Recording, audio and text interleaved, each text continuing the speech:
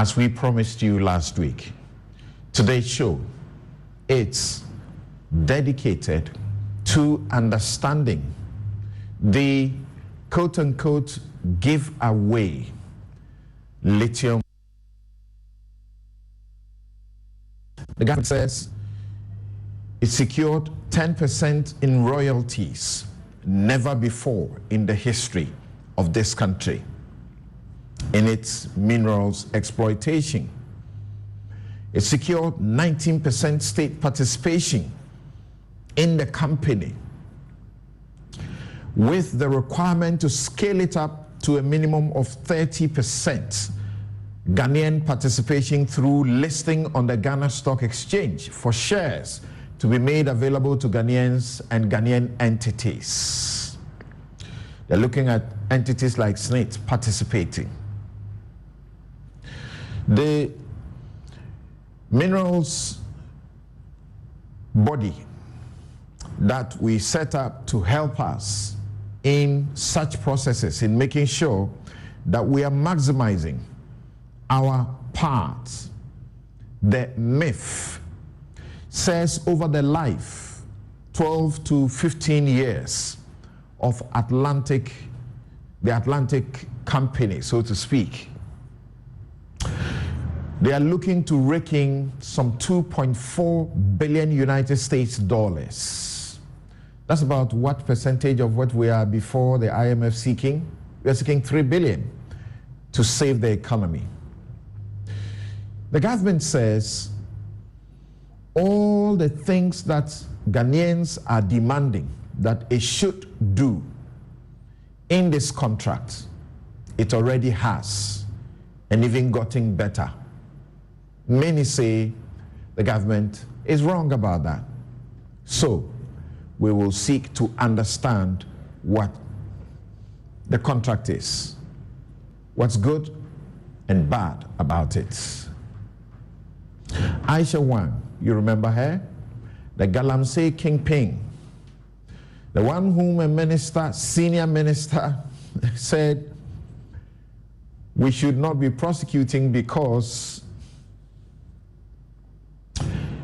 there was so much to gain by not prosecuting her. She left this country, returned, was rearrested and put before court. After swift prosecution, she was handed 4 years and 6 months and needs to pay some penalties. Immediately the judgment was delivered, many Ghanaians felt this was not good enough. It was sort of a slap on the wrist, because Ghanaians know that the law that put the maximum punishment at 5 years in 2015 had been changed in 2019. As President Akufo-Addo said, we didn't trust the judges to make the determination, so we clipped their wings and gave them caps within which to operate. And so she was to get between 20 and 25 years. The Attorney General says this is good, but we can get more. So he's appealing to get us more. How do we win the Galamsey fight? Through punishment of the people involved at the top. We'll spend some time on that too for you at the end of the discussion on the lithium contracts. I'm Samson Ladia Yanini. We'll be right back.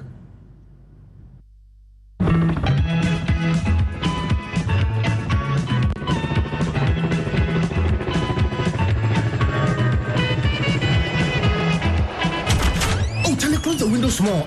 Your room be too bright, oh. Why, you be vampire where you know they like sunlight? Oh, my guy, my eyes. Behind the PC problem. Oh. In the sun problem. Common light bulb set. This no matter. I beg go Robert and Sons.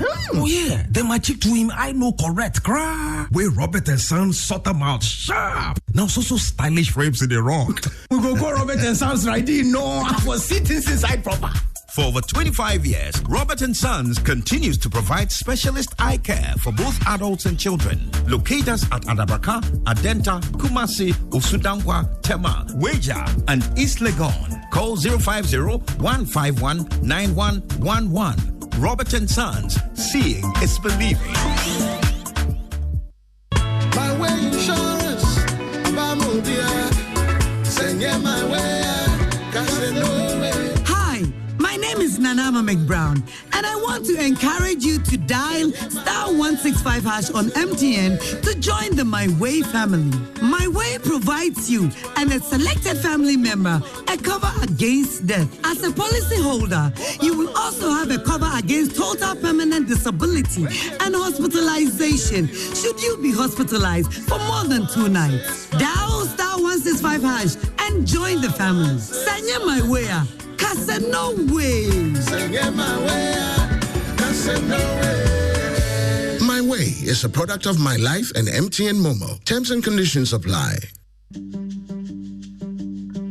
Since inception, almost 100% of Ashesi University students have found jobs, started businesses, or gone on to graduate school within 6 months of graduation. From Accra to Nairobi, London to New York, Ashesi graduates are noticed and they are leading successful careers. If you dream of a rewarding life and career, an Ashesi education prepares you for just that. Learn more about applying to Ashesi at www.ashesi.edu.gh. Daddy, another fella day at Dancing at 10 has been reloaded though. I know, Dada. Then the vibe is still vibing.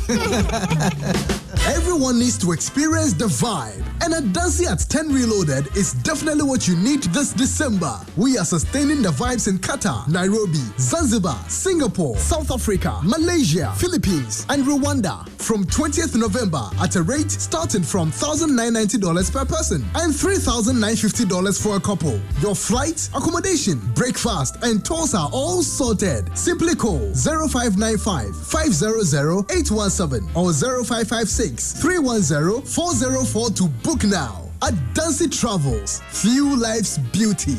Yes, my name is Papa Star Time. Bring away Star Time special feeling mega.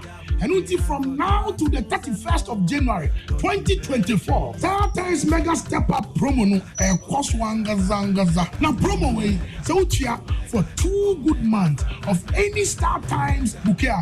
You better upgrade you for the next bouquet for 2 good months free viewing. When you be baby was well feeling sports, novella, movies, quality and educative documentaries. And then you can come be brave. Wrong idea. When you are bushia, move really mega angaza. Star Times. Enjoy digital life. Happy people!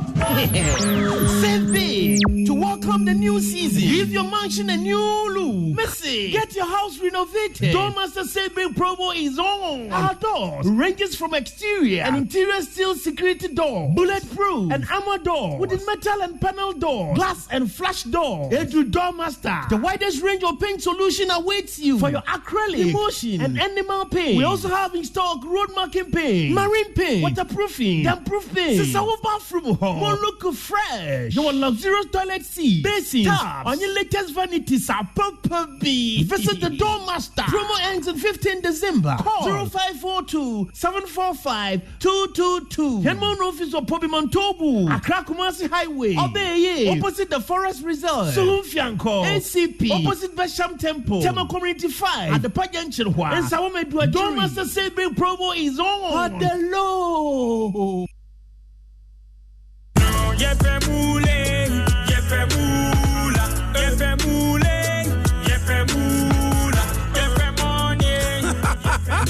Introducing Pick 4 from Game Park Games, the easiest lottery to play and win. Pick 4 numbers from 0 to 9 up to 3 times a day to become one of our daily winners. More moolah, more power. Play online at www.gameparkgames.com or dial *946# to play. Game Park Games is regulated by the National Lottery Authority, not for persons under 18. Play responsibly. Pick 4 from Game Park Games. More moolah, more power.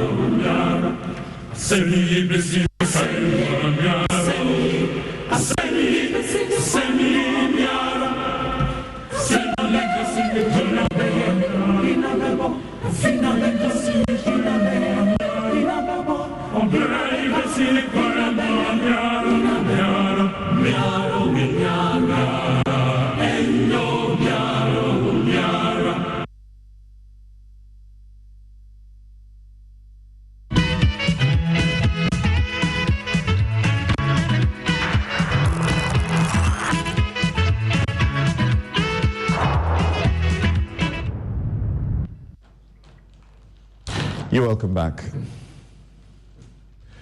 On my take today, I say, let's keep faith in the judiciary, our safety valve.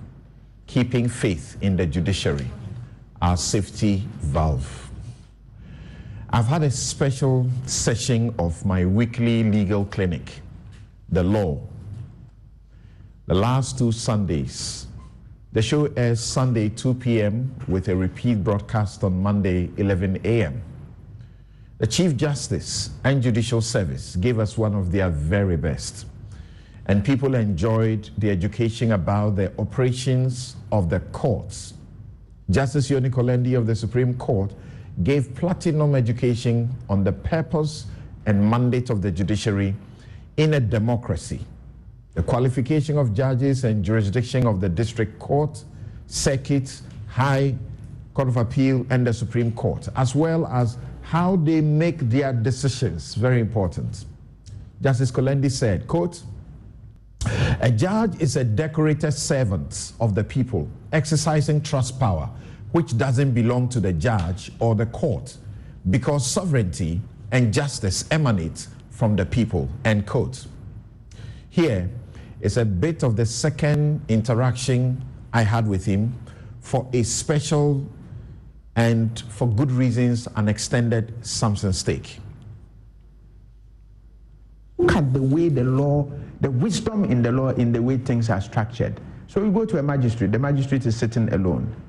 You go to a circuit judge, he's sitting alone. You go to a high court judge, superior court judge, he's sitting alone. The moment you become dissatisfied with a decision of the high court and you protest your dissatisfaction by way of an appeal, so you are going up and you are supposed to be going to judges who are more experienced and more knowledgeable. But for the court of appeal, a court properly appeal, minimum 3 of these more knowledgeable judges have to sit together. 2 will not do. It has to be a minimum of 3 or 5. Now, if you were even dissatisfied with the court of appeal and you came up to the Supreme Court, and this is supposed to be the apex where the grandmasters of the law sit, you go there, the minimum number of them who can sit down and examine what those 3, the 1 judge did, which went to 3 judges, now is 5. It's a recognition that there can be error, there can be mistakes, but the law provides self-correcting mechanisms that allows those who have the stamina to persist and to push their case, and who find lawyers who have the skill and give attention to detail, etc., to do their work. It is, criticism is healthy if it's meant to identify lapses, gaps, failings for the improvement of the system. The criticism, in my view, loses legitimacy if it is intended to undermine, to insult, to bring the court and the administration of justice into public ridicule and contempt. Now, that is also because, you see, something, as I said, at the heart, the soul of an administration of justice is public confidence in the impartiality of the judge and the competence of the court to deal with the matter properly. So the moment you articulate your criticism in a way that you are digging down the court's impartiality, the court's competence, and imputing improper motives, etc., to the court, you are not just undermining the court. You are actually undermining the system that we have all agreed on and said this is the way to resolve disputes and misunderstandings amicably. Because imagine that we have another election dispute, and the protagonists decide that this time round we are not going to go to the Supreme Court to resolve that matter. Where will we be? You think we'll be sitting in this studio? So, with no disrespect intended, we must all, as stakeholders in the administration of justice, examine our motives and never forget, ask yourself, exactly what am I trying to achieve under the guise of criticism? Otherwise, I have said this time without number, and I'll say it here again. Samson, criticism is a healthy thing. It helps people reflect, look deeper, improve, and do things better. And as I have said, I'm here to see a servant who cannot be criticized by your master. Right. And so when judges finish their work, we're given to public commentary, and we're given to evaluation, criticism. But that criticism and commentary must be within bounds. The bounds are that you are not, under the guise of criticism, digging down and bringing down this architecture we have built as a safety valve for society. In, I think, Republic versus Mensah Bonsu, when the Supreme Court dealt with it, Justice Bamford Addo said criticism of the court, however rambunctious, is not contempt of the court. It should be allowed. Why must we make our criticism measured as if we are still fighting within the courtroom, but also and not on radio and not in the public space? Interesting. I was a pupil in those proceedings, but Bamford Addo actually also then said that when it comes to contempt, the truth is not even a defense. That's true. So the criticism, which however rambunctious is not contempt, is the one that is intended to point, if you want, to error, to mistakes, to lapses in the reasoning, the analysis of the facts, the conclusions of the court, without seeking to insult, deride, ridicule, and bring the administration of justice and the court. And you see, I'm very careful. I'm not talking about the judge. Complete quotation of what I reference has that as well. Exactly. So I'm not even talking about the judge, because the powers of contempt of the court are not meant to protect the judge. They are meant to protect their court. There's an obvious and emotional aversion of the judiciary to unanimous FC. If that is the person's choice of how to criticize a decision which has left the court has become functus officio, and the public is entitled to criticize it, why dislike it that much? I don't think that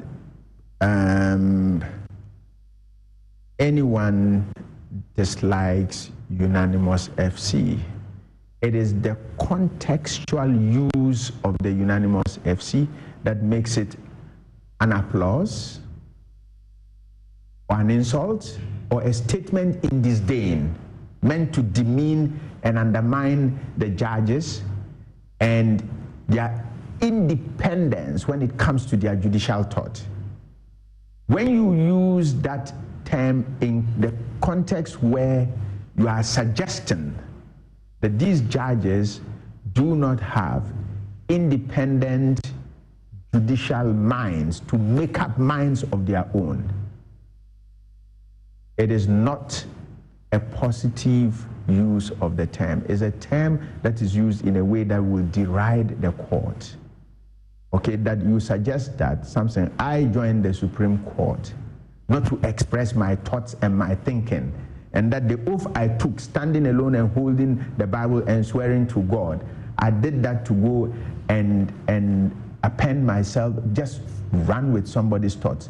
Now, why is it that we go from one judge to two, to three to 5, or 7, or 9?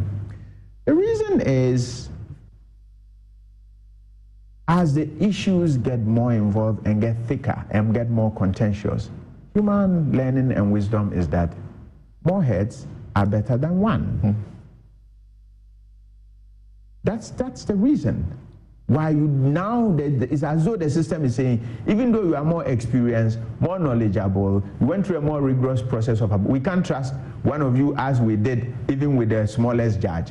It is because the law in itself has an implicit recognition of shared wisdom and knowledge. In Twi, they say tiku and kojina. Correct. You know, and the two heads are always better than one.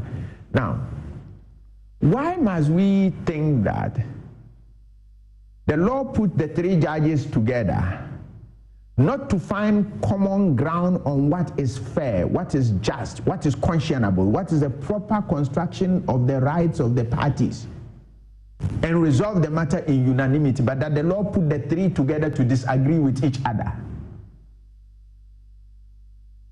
It is because of our negativity. And so you are a lawyer. When you pick a decision that is a collective expression of the shared wisdom unanimously of all the 5 judges,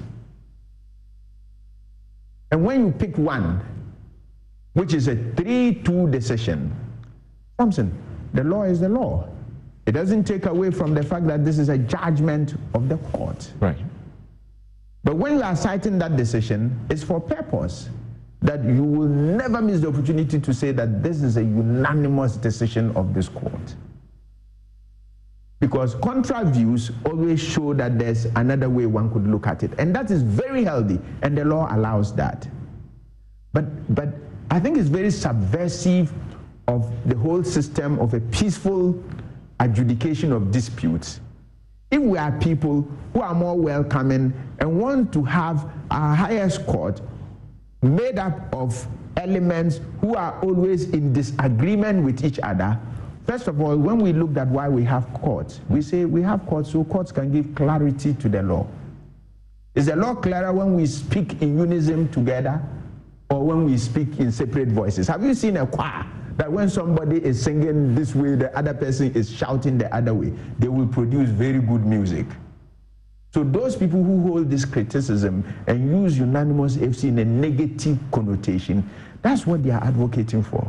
But unfortunately for them, I mean, the elements, by the time you get to that level, nobody subjects your views to another. And if you have the conviction and good reason to dissent or disagree, you will do so. Right. And you will see that the decisions are replete.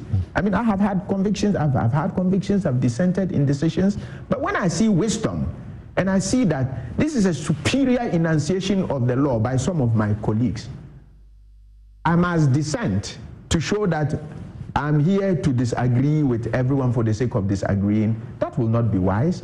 That will not be constructive. That will not be progressive. That's not going to advance the cause of justice. So where there is a need, and something, it will amaze you. Let me give you a peep what happens in a standard, in our normal conference. So that's where we're going to come to how you arrive at your decisions. Yes. And reading Justice Dr. Bayer's book, as you have brought in the studio, gives good education. So how do you come to that? So that we don't, because we are friends, we know each other somehow, we agree that for this case, let's go against this person. No, it doesn't work like that. Look, Samson, so this is how your servants work. We convene in the conference room. So prior to the conference room, the cases are assigned. So the courts are empaneled, cases are assigned. The dockets and the work is assigned to each judge. And between when you receive this and the hearing, you read, you research, you make up your mind. One way or the other, conclusively or inconclusively. But our pre-sitting conferencing, when you guys are waiting in the conference room, is that we're in that room, and in relation to applications which they don't abide time, is that the routine is of the 5 judges, and as you know, seniority is a very important thing for judges. So when you see us walking, even the way we walk in order of seniority. It's such a protocol of order and due process that we live it. The way we walk in order of seniority. The way we sit in order of seniority. That's right. The way we speak in order of seniority. Now, so the most junior judge will be the first to address the case in conference, and we are all round one table with the presiding judge. The most senior presides, who is the president of the court. So, what does my lord so and so? So you will give your sense of your synopsis of the case, the facts, the issues, the law, the evidence, and what conclusion you will reach. You don't know what anybody is thinking and what their positions are. All right. Then it goes to the next most senior. We come from bottom up. He says, I don't agree with my brother Kulendi. And on the facts, I note A, B, C, D, which doesn't seem to engage his attention. On the legal issues, I will think X, Y, Z is the issue. In terms of the evidence, we saw this, we've seen that. Have you seen this affidavit? Did you pay attention to paragraph so and so? I have looked at the case of so and so, and this is what we decided, X, Y, Z. For these reasons, I don't agree with my brother Kulendi. I would decide differently. Okay. Then it goes to the next judge. He says, I agree with my lord Kulendi on the facts, or I agree with my lord so and so on the facts, on the law so and so. I also think A, B, C, D. Moreover, I think X, Y, Z. In any event, if you look at this and you look at that and you look at that, I am more inclined to agree with my brother Samson and on this point. Samson, you already have 2-1 in the bag. Then it goes to the next person. The next person says A, B, C, D, X, Y, Z. In fact, I always laugh at the president is supposed to be the most senior and the most powerful. If you are not lucky, by the time it gets to the president, the votes are cast one way or the other. Now, there are occasions you are unable to agree. And you see that it's a more involved argument and issues. And it's getting hotter. So we'll agree, we'll come out. That's when we adjourn. And then we'll set a date for judgment conference where everyone then prepares. And you come back to reiterate your positions. Sometimes we'll agree to exchange drafts. Right. So put those who think this way, put this in writing. Those who That's think how this come way, someone would say, I have seen my brother, I have seen my sisters. And I agree or I disagree. Okay. I mean, we've held positions and then, look, and then you change your mind and say, no, I'm no longer of this position. We've even had experiences. I've had experiences where, I mean, you are tasked to write, or I offered to write. After I wrote, another colleague says, I'll write a concurring opinion, etc., etc. So he is writing the concurring opinion to support mine. When I saw his concurring opinion, I thought that it was a more elegant, succinct, and superior enunciation of the law than what I was putting forward as the lead opinion. I stepped down and said, no, we should use this opinion as the lead opinion.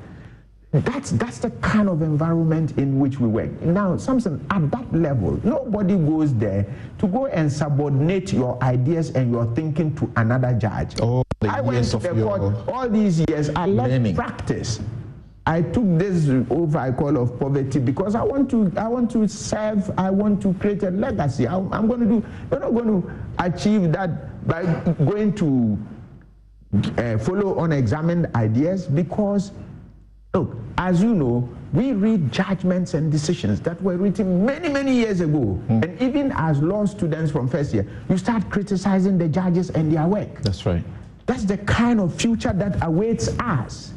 So we don't take the responsibility lightly at all. Now, will judges have inclinations, motives, interests, etc., etc.? Of course, because judges are human beings. That's why in some jurisdictions, If they strip you bare, they want to know. I was asked what my what judicial philosophy is. I mean, I don't mind. I'm not a slave to any of these schools of thought. For me, at the end of the day, the ends of justice are that the outcome must be fair, it must be conscionable, it must be equitable, and it must be just. I have enough common sense not to think that judicial work is a safe sanctuary, that we don't have people with the wrong motives who have wormed themselves into judicial office, right from the court clerk to the messenger to the bailiff to the registrar to judges. You can't speak for everyone. And you know, our society is very incestuous. I always say Ghana is like a compound house. So the man who bribes the judge tells his wife tells his neighbor, they tell another person, and they assume that maybe every judge can be bribed. But what I can tell you for sure is that much as they may be bad, there are bad nuts amongst us, who hopefully in the course of time we will find out. Some may find the kitchen too hot for them, but they are also very genuinely people who believe in the cause of justice, right, and will do everything to ensure. They may make a mistake, right, but it is not for some. Whatever we do in our criticism of the courts, let's keep one thing Justice Kolendi said in mind. Quote, courts actually provide a glue to a stable society, end quote. And that is my special and extended take, thanks to my production team and those behind this. It's been titled, Keeping Faith in the Judiciary, Our Safety Valve. We'll take a quick break, we'll return, and we have all the time to see if this lithium contract is a giveaway.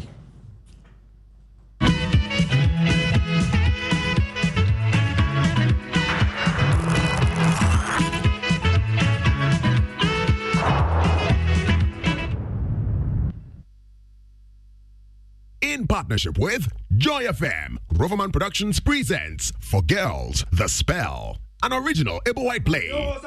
Before we go, sister, there is something the Lord has put upon my heart for you. I think the Lord is leading me to you. Oh, brother. You know, you are like the clouds in Really? me. Yes, brother. When you disappear, it's always a beautiful day for me. If the Lord could lead you, why didn't he lead you to a shop where they sell deodorant? Ah, sister, pray about it. I am sure the Lord will You know what? Right now, I need something only you can give What me. is that, sister? Your departure. Bye-bye. Venue, Burma Hall at Burma Camp. Dates, December 2nd, 3rd, 8th, 9th, and 10th. Time, first show on Friday at 7 p.m. 2 shows on Saturday at 4 p.m. and 8 p.m. 3 shows on Sunday at 1 p.m., 4 p.m., and 8 p.m. Rates, 150 Ghana cedis. For tickets, dial *365 *535 hash. WhatsApp 050-554-6010 or visit all usual outlets. Sponsors, Gino and GCB Bank. There's going to come a time that the church will rise as the highest of all the mountains, and saviors will be raised in the church to deal with the world system. And let it be now. We need to have a national focus. We don't have to lose this ambition, or else we work against the Great Commission. They are equipped in righteousness, the agenda to possess the nations. Welcome to an equipping center of the word and prayer on Pentecost Hour. Pentecost Hour comes to you on Joy 99.7 FM, 1:30 p.m. every Sunday.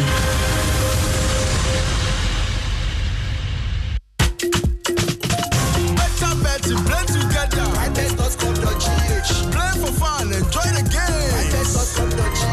Join today on a bonus spending. Come together, make we play. Games are hold on. Pay attention. Correct us, quick cash out, bonus. Correct us, quick cash out, bonus.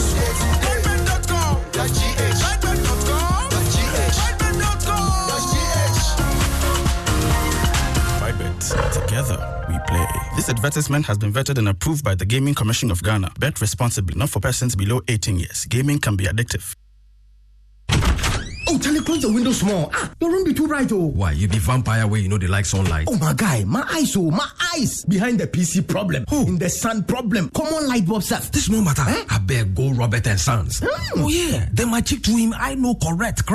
Where Robert and Sons sort them out sharp. Now, so stylish frames in the wrong. We go Robert and Sons right in. No, I was sitting inside proper. For over 25 years, Robert & Sons continues to provide specialist eye care for both adults and children. Locate us at Adabraka, Adenta, Kumasi, Usudankwa, Tema, Weja, and East Legon. Call 050-151-9111. Robert & Sons, seeing is believing. My way insurance, send my way, My name is Nanama McBrown, and I want to encourage you to dial *165# on MTN to join the My Way family. My Way provides you and a selected family member a cover against death. As a policyholder, you will also have a cover against total permanent disability and hospitalization should you be hospitalized for more than 2 nights. Dial *165# and join the family. Sanya My Way. No way. My Way is a product of My Life and MTN Momo. Terms and conditions apply. Happy people. Save big to welcome the new season. Give your mansion a new look. Missy, get your house renovated. Doormaster Save Big promo is on. Our doors ranges from exterior and interior steel security door, bulletproof and armor door, wooden metal and panel door, glass and flash door. Edu Doormaster, the widest range of paint solution awaits you for your acrylic, emulsion, and animal paint. We also have in stock road marking paint, marine paint, waterproofing, damp-proof paint, Sisawo bathroom hall. More look fresh. Your luxurious toilet seat, basins, taps, on your latest vanities are Papa B. Visit the Doormaster. Promo ends on 15 December. Call 0542-745-222. Henmon office of Pobi Montobu, Accra Kumasi Highway, Obeye, opposite the Forest Reserve, Sulunfianco, ACP, opposite Besham Temple, Tema Community 5, at the Pajanchen Hua, and Sawamedua. Doormaster Saving promo is on. Hello. Chalet inside my car, dear drama. Wow! The movie lovers always get some story to share, and the Premier League lovers too, they like complain. Hey, VR, ego over you. Hey, this one, dear, it's like you're talking about me. The DSTV movie channels always they over me. Oh, sir, me too. Whenever I want some time to get some work done, I can always trust the DSTV Kids content to keep my children occupied. This festive season, it go over you even more on DSTV. Sports are sports, movies and swap movies, kids channels are kids channels. And if you happen to be out this festive period, the DSTV stream go meet you there. Dial *759# to reconnect or stay connected and unbox the entertainment this festive season. DSTV, it's your moment. Joy 99.7 FM.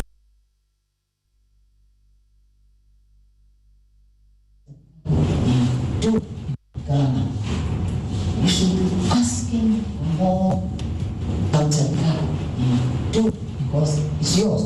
It doesn't belong to the Minerals Commission. It doesn't belong to any individual of Ghana. If you're not in an area, it stays. It's on the territory of Ghana. And it belongs to you. So I here wishes to advise Parliament to exercise caution and patience, secure a modern, best practice-based arrangement that will guarantee maximum benefit for the people of the Republic of Ghana, instead of the usual colonial-type beliefs that benefits foreign companies masquerading as investors and their local cohorts. My view, my legal view, is that a transaction that requires ratification is not complete. It's incomplete. This is a document. It is signed and sealed and delivered.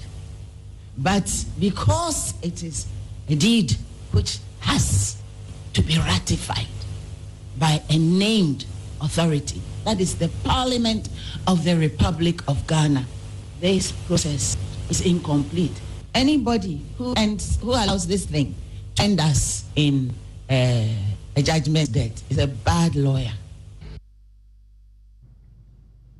So, last week we had Martin Kwekwesi, Chief Executive Officer, the Minerals Commission, here in the studio briefly debunking some of the claims and statements conclusive made by the IEA, on whose platform the former Chief Justice Sophia Kufu spoke. He's back here in the studio. Thank you very much for making time to join us, sir. Also joining us and right here in the studio is Dr. Kwabena Donko, MP, Pru East, and former Minister for Power. Professor Ransford Jampo, an indigene of Infantsman, where the lithium is located, and president of the Solpon Forum and Infantsman Youth Association, joins us also because he is already sending some warning that if a certain percentage is not procured, the people, the indigenes, have the benefit of some sort of a corporate social responsibility of 1%. He is suggesting that if certain things are not done, there will be an outright rejection, or the company will not be able to mine comfortably in the area. We have Bright Simmons, who also joined us last week. He's Honorary Vice President Timani Africa. We also have Edward Coranting, Chief Executive Officer, Minerals Income Investment Fund. He's been speaking about how important it is for us not to lose sight of the fact that Ghana has two people on the board of the subsidiary, and we have one on the Atlantic's the main company's board as well, and that should not be taken for granted. It's important. Atlantic Lithium Equity Investment. Right. So let me begin with Bright Simmons. This, once again, is a game changer. The myth announces to us, that's the Minerals Income Investment Fund, announces to us that at the end of the cycle of 12-15 years, they expect to rake in some 2.4 billion United States dollars. And I was just making a comparison with how much it is we are at the IMF to save this economy. When we had oil, we were told about how oil was going to change our lives. Here we are at the IMF begging for 3 billion. So tell us about from where you sit, how important is this lithium thing in our overall ambition to have an economy that we can be happy about?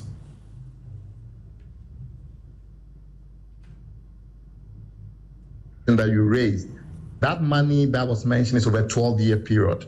So you have to think of it in those terms. But is it fine if in the beginning I give you kind of like a rough overview of the lithium sector itself before I delve into the specifics of Ghana?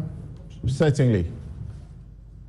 So this is a very interesting mineral. It's the lightest metal known to man, at least from the research that I've conducted. And it's long been called white gold because it's being perceived as one of the most important minerals going forward as we move into the energy transition. The concerns that we have in civil society in Ghana is that there's been a bit of a failure of imagination in the way that the policymakers and the duty bearers have addressed the opportunity. Before we go there, I just wanted to give you a very quick overview of lithium itself.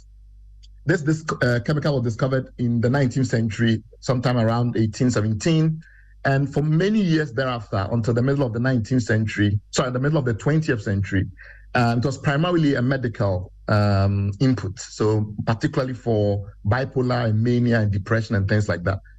Over time, its use began to diversify quite dramatically.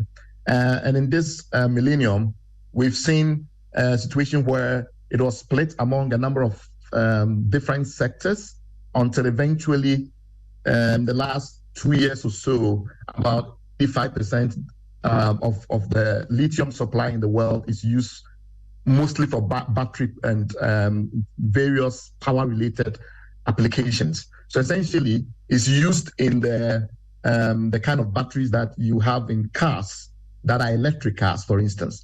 And it's expected that by next year, about 90% of all the lithium mined in the world will go into EV cars, electric vehicles. So the way you think of it is like, okay, a lot of the people in the world are going to shift from combustion engines, the kind of cars that use petrol, and they're going to start using battery-powered cars, electric cars.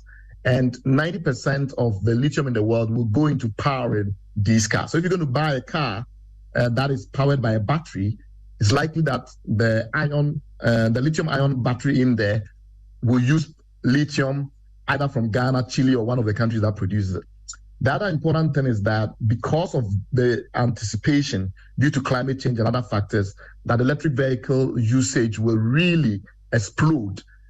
Lithium is one of those minerals that people believe will see the highest growth in demand. In fact, among a number of the key transition minerals, those minerals that will be very important to the green economy going forward, analysts suggest that that lithium will see the highest growth.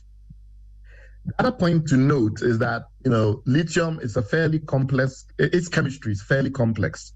There are different intermediate and end products that you make from lithium. And rarely are you using lithium itself. It's a highly reactive element. So usually we use it in its compounds, whether it's carbonate, hydroxide, or things like that. And that is important, and I'll make another point later on. And so it's important to bear that in mind as you do your analysis.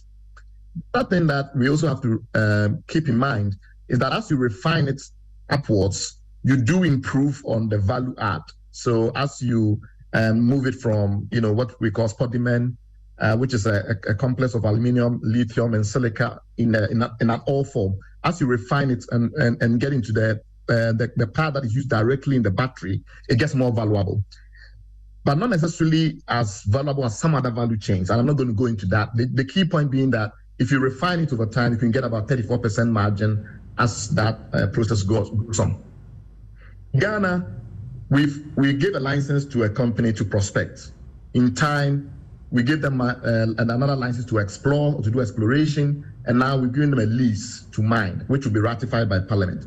The company has done what we call a definitive feasibility study, which is to say that they've looked at all the dynamics as much as they can, all the aspects of the operation, to get a sense of the true economics of the project. If we go through this project, what is the likely profit, what is the likely revenue, and things like that. And that is available if you go to London Stock Exchange website, you see all the details. And we at Imani have taken our time to go through it in great detail, and we are still doing that. And the summary is that it's a fairly profitable operation, as some will say, until, of course, the current price crash. It was extremely profitable. And rough margin of profitability is about 23%. That number has to change a little bit because of the fact that the price has crashed. But if you look in that document, you'll see that they have something they call an MPV post-tax, which is simply to say, after they have been taxed, the profit that they get is about $1.5 billion. And that is more or less what we're dealing with here. One thing to bear in mind is that lithium is not yet one of the more important economic minerals in the world. Even though we talk about the massive growth that we are witnessing, it's still very much in the early days. So if you think of a country like Zimbabwe, which is the largest lithium producer in Africa, Zimbabwe does something in the region about $250 million this year. And overall, when it comes to its entire mineral portfolio, it earns roughly $6 billion roughly. Ghana gets $6.6 billion from gold alone. So you're talking about something that the biggest producer in Africa gets about $250 million from, comparing that to gold in Ghana, which is about $6.6 billion. So it's an early stage, and therefore the issue is that all the upside is in the future, which the massive opportunity is ahead of us. The other thing that you also have to note is that when it comes to the raw materials, compared to some other minerals, the raw materials are pretty valuable. And so if you look at the global lithium-ion battery, and you think how much of the raw material component, how much of the value is captured by the raw material component, is almost 30%. The cathode, which takes the raw materials, a very expensive part of the battery. So unlike things like aluminium, where the bauxite is not that valuable compared to aluminum, lithium is very different. In the case of lithium and nickel and cobalt and these green minerals, it tends to be the case that the raw materials tend to be fairly valuable. So you have to pay attention even at the early stages of refinement, unlike, say, bauxite, where often until you get to aluminium, you're not getting much value. Last point on the rough background is the fact that I think the big area, as far as we at Imani is concerned, has not received enough attention, is that lithium is never on its own that important, because most of the batteries are a composite of other minerals. So if you really want to move the refinement to the point where we're going to make a lot of money, you have to consider what is the other minerals you're going to add to the lithium to get the batteries, and where will you get that from? So we call that the strategic complementarities issue. And the simple argument is that if we are really serious, we need to now start looking at which of the chemistries we are going to be focused on, because there are different combinations of lithium that can get you value. And the specific combination you choose is very important, because you have to add other things to the raw lithium to get, let's say, the battery or whatever it is that you're looking for. Now, in our context, we are beginning to think that one particular chemistry, lithium iron phosphate, is probably the most interesting for us, because of the fact that we have unexploited iron ore, and GISDEC is pushing a lot into this iron ore thing, and we have phosphate next door in Togo. And right now, primarily what Togo is doing is in using that phosphate for fertilizer. I will say a little bit more about that when you give me the permission to go on to describe our challenges that we have with the agreement that has been signed by the government. What is wrong with Ghana's agreement in this regard? From what we have seen, and we have seen the lease agreement, and we have heard the minister, we have heard the CEO for the Minerals Commission, we have heard the CEO also for the Minerals Income, entity, investment entity. We have heard practically all who must be heard. And they show us that world standard, not only Africa standard, this is a far more improved arrangement. Thompson, so that's where we disagree in the civil society movement. We think there are some significant improvements that can be made to this. And our advice to Parliament is that the agreement be sent back for additional work to be done on it before Parliament ratifies it. And we will be explaining in a few minutes what are major concerns. First of all, as I've mentioned, lithium is yet to become a very important mineral compared to some of the other minerals, but it's expected to become very important. Ghana currently, from the countries that are apparently are going to be producing or already started producing lithium, Ghana, from the data that we have, appears to be at the bottom rank at this point. But that doesn't change the fact that we are around number 6 or so, or number 5 on the continent. So this is our first foray. We must get it right, given the fact that we are positioning the pole position to be important. The minister, makes claims that are just simply not true, and with all due respect.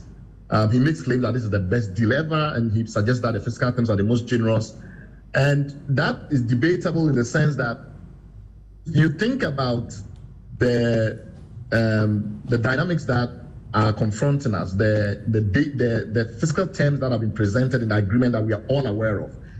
Yes, the 10% seems high, because in recent times we've been signing agreements that some argue have shortchanged us, and the 13% free carry interest is interesting. But the truth of the matter is that you take the whole historic span of our mining industry in this country, those terms are not that generous, because we can say that in the 70s, Ghana automatically had a 55% participation rate. You couldn't do mining in Ghana unless the state owned 55%. So are we comparing our current fiscal yield on lithium to that era? Or we are having an arbitrary period of, say, from 1990 onwards, so what are we doing? So in short, there have been periods in our country when we had way more. Whether or not that was a good thing, it's another debate, because the argument was that by the end of the 1980s, we declined from 33 gold mines to about 4 gold mines, because some argued that the state was too dominant and private investment was not coming in. So private technology, private management capacity, etc., had been shut out. That is a separate argument. But to argue that this is the best in terms of the generosity of the terms is just not true. Because we have a history in this country where in the 70s, the Champagne government said 55% of all minerals belong to the state. How is your 13%, or even if you increase it to 19%, or even if you do go further to 29%, as the minister is saying might be the case, how does that compare? We also obviously have had variable royalty structures in the past, as some countries do.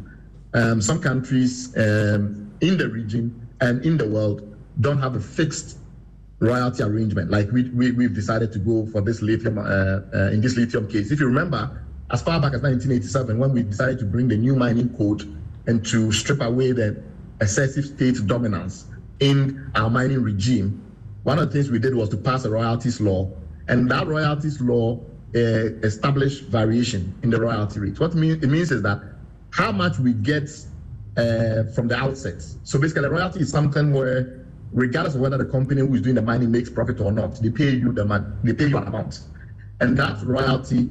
We decided in those days that the smartest thing to do was to look at the operating margin of the company, how much the company is making in profit, and then peg it to that. So when the price of the mineral goes up dramatically on the world market, the operating margin would automatically improve, all things considered, all things being equal, and then we can adjust our royalty rate. So if you look at that adjustment model, there were times when we could get as much as 25% royalty on paper. If you look at WB, for instance, which we signed in '88, and which I think over time Ashanti Gold took over. I think it's now part of the Deuterium complex. That deal, from a computational point of view, could get you a 25% royalty because of the variable margin structure. So where did the minister get the idea that 10% is the highest we've ever got? I don't get where that comes from, because we had a period in time when we tied that to the profitability of operation, and based on that, there were periods where, after a particular threshold was hit, we got a certain percentage of every extra margin, every extra marginal increase that they got. So that's just simply not true. The truth of the matter, as I've explained, is that even when it comes to what was in legislation, you will see that when the operating ratio hit 70% in the policy that was signed by Mr. Kwame Pepra in 1987, our royalty rate will hit 12%. And that's even forgetting about operating margin analysis. It's just a basic minimum arrangement. So in those instances, that royalty was higher than the 10%. And this is something that everybody knows. Anybody who pays attention to mine this country knows. So why would somebody advise the minister? Now, I don't expect that the minister will have time to check all of these things. But senior advisors, including the head of the Minerals Commission, who was so aggressive on the civil society movement because he claims IE had got some number wrong and was all over us. How on earth did he advise the minister that 10% was the highest we've got, when we've had fiscal regimes in this country that allows a minimum threshold of 12%, where the operating ratio is above 70%. And if you use the full variable margin analysis that was in that regime, could take you to a royalty of over 20%. So that is as simple as it gets. It's just not true. The other point is that now we give a lot of discretion to the minister. So the minister is able to negotiate these terms, which is why we are also arguing that Parliament exercise extreme scrutiny. Because what we have now is not like we had in the past, where these matters were deferred to legislation, but specific legislation. So in the contracts that we've signed in the past, before our current approach, when we decided to introduce the new mining code in 1987, that agreement required that the royalty rate be deferred to the specific legislation, which would have gone to the People's Parliament if it's a democracy. So in those instances, the royalty is not something that the minister just gets up and put in. And now that we have a situation where the minister just decides that it's going to be 10% or 3% or whatever, we think that it makes sense for Parliament not simply to rubber stamp it, but to take another look and say, look, can we go back to a variable margin structure? What is the pros and cons of that? Is it an issue of uncertainty? Will that affect the share price of our partners, which is the private company? What will be the problem if we say, if you make more money, you also want to make more? The other thing that we have to bear in mind is that the minister does some comparative analysis, which is very helpful. by trying to compare it to other countries. And I like that part very much because I think comparative analysis is always a very good thing to do. But I think in some instances, there was a lot of selective analysis, which I don't like. I don't like that because I think when it comes to government officials, their attitude, especially the civil servants who are advising the minister, the attitude to be absolutely objective, not an attempt to propagandize on behalf of the government. It's not the role of the CEO of the Minerals Commission to make the government look good. The role of the CEO of the Minerals Commission is to make sure that the public is getting the best information as possible and is doing his job purely in the national interest. So when you say, for instance, that, oh, we are doing better than this, we are doing better than this country, but you don't add the other countries and some of the other things they do, which we are not doing, then you're not giving an objective analysis. So to give you an example, we all know that Zimbabwe and Namibia have introduced policies to ban the export of spodumene concentrate, or what most people call raw lithium. And they are requiring that you do downstream processing to improve the value. We have not yet done that. And I'll show that in the agreement. We've not really imposed that condition. Some will say that is more nationalistic. In Mali, for instance, they've adjusted their policy that allows them to get 20% additional participation on top of the 10% free participation. So they get 10% for free in the equity of the company in their country, and then they get an additional 20%. In our case, we are hoping in further negotiations, because that's not what is an agreement, that we'll get 20%. What is an agreement that is assured is the 10%, the 13%. So in that sense, the Malian regime is more beneficial. But we don't really talk about that. We don't talk about the fact that in Zimbabwe, they have a state lithium company, and they have arrangements to have state participation in actual mining. So they have a joint venture between Zimbabwe Lithium and Zimbabwe Mining Development Corporation, even before they had the expansion that they've seen in their reserves. So my concern there is not that compared to others we are not doing well. My concern there is that there are others who have done things where the country has benefited more if we are using purely nationalistic terms, like how much in total do you get. But we have to be careful about that whole analysis because, what the country gets and what the investor gets is a dance. You have to do well by the investor, you have to do well by yourself. And it's very difficult to use these very blanket comparisons to attempt to prove that, Ghana has done better than all the other countries, because all the countries have done different things. Namibia, for instance, a lot of people talk about the fact that they don't have free carried interest. The government doesn't automatically get, get a share in the entity that is doing the mining locally. But Namibia also has a higher tax rate than we do.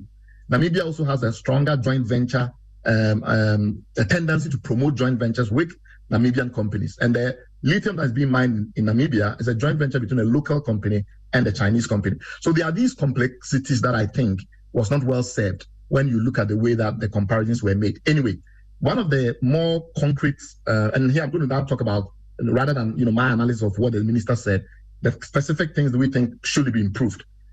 In the agreement, we tie our royalties to the sale of the minerals. Now, the challenge there is that the sale of the minerals then automatically means that the sale arrangements that the company makes dictate the pricing. And we think that there is room to look at whether we can start to explore a benchmark pricing index. Essentially, if you think of, if it was gold, where it's a very developed market, so there isn't a lot of, the volatility is not as crazy. There's the London Metal Exchange and other benchmark, which gives you pricing for sports and future.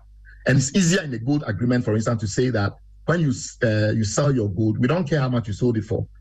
Our royalty will be pegged to the pricing benchmark for LME. And why is that important? It's important because it stops you then from having agreements with people to do offtake that may be lower than we could get in the open market. Because right now, for instance, in our situation, 50% of the lithium, the spodumene concentrate, 50% of it is automatically assigned to a company called Piedmont or Piedmont. And this company will get 50% at a fixed price or a pre-negotiated price, independent of our deal with the company. Now, if, for instance, because of the fact that this company is also participating in the entity and has been the one that has funded the early exploration and all of that, it's not an arm's length pricing arrangement, then the challenge that you get is that you as the royalty taker, you're not benefiting from the best pricing. You see what I mean? So it might make sense to try and find some kind of benchmark pricing. It's not going to be very easy for lithium because of the way the prices are moving. But if we are smart, we might be able to develop a benchmark pricing index, which goes into the agreement, so that if they do offtake agreements with other people, that maybe lower the prices. And doesn't affect our royalty because our royalty is benchmark fixed. This may, some experts may look at this in great detail and say we don't agree, but I think that we have to take into account the fact that because of the nature of the market, it's not a very high volume market.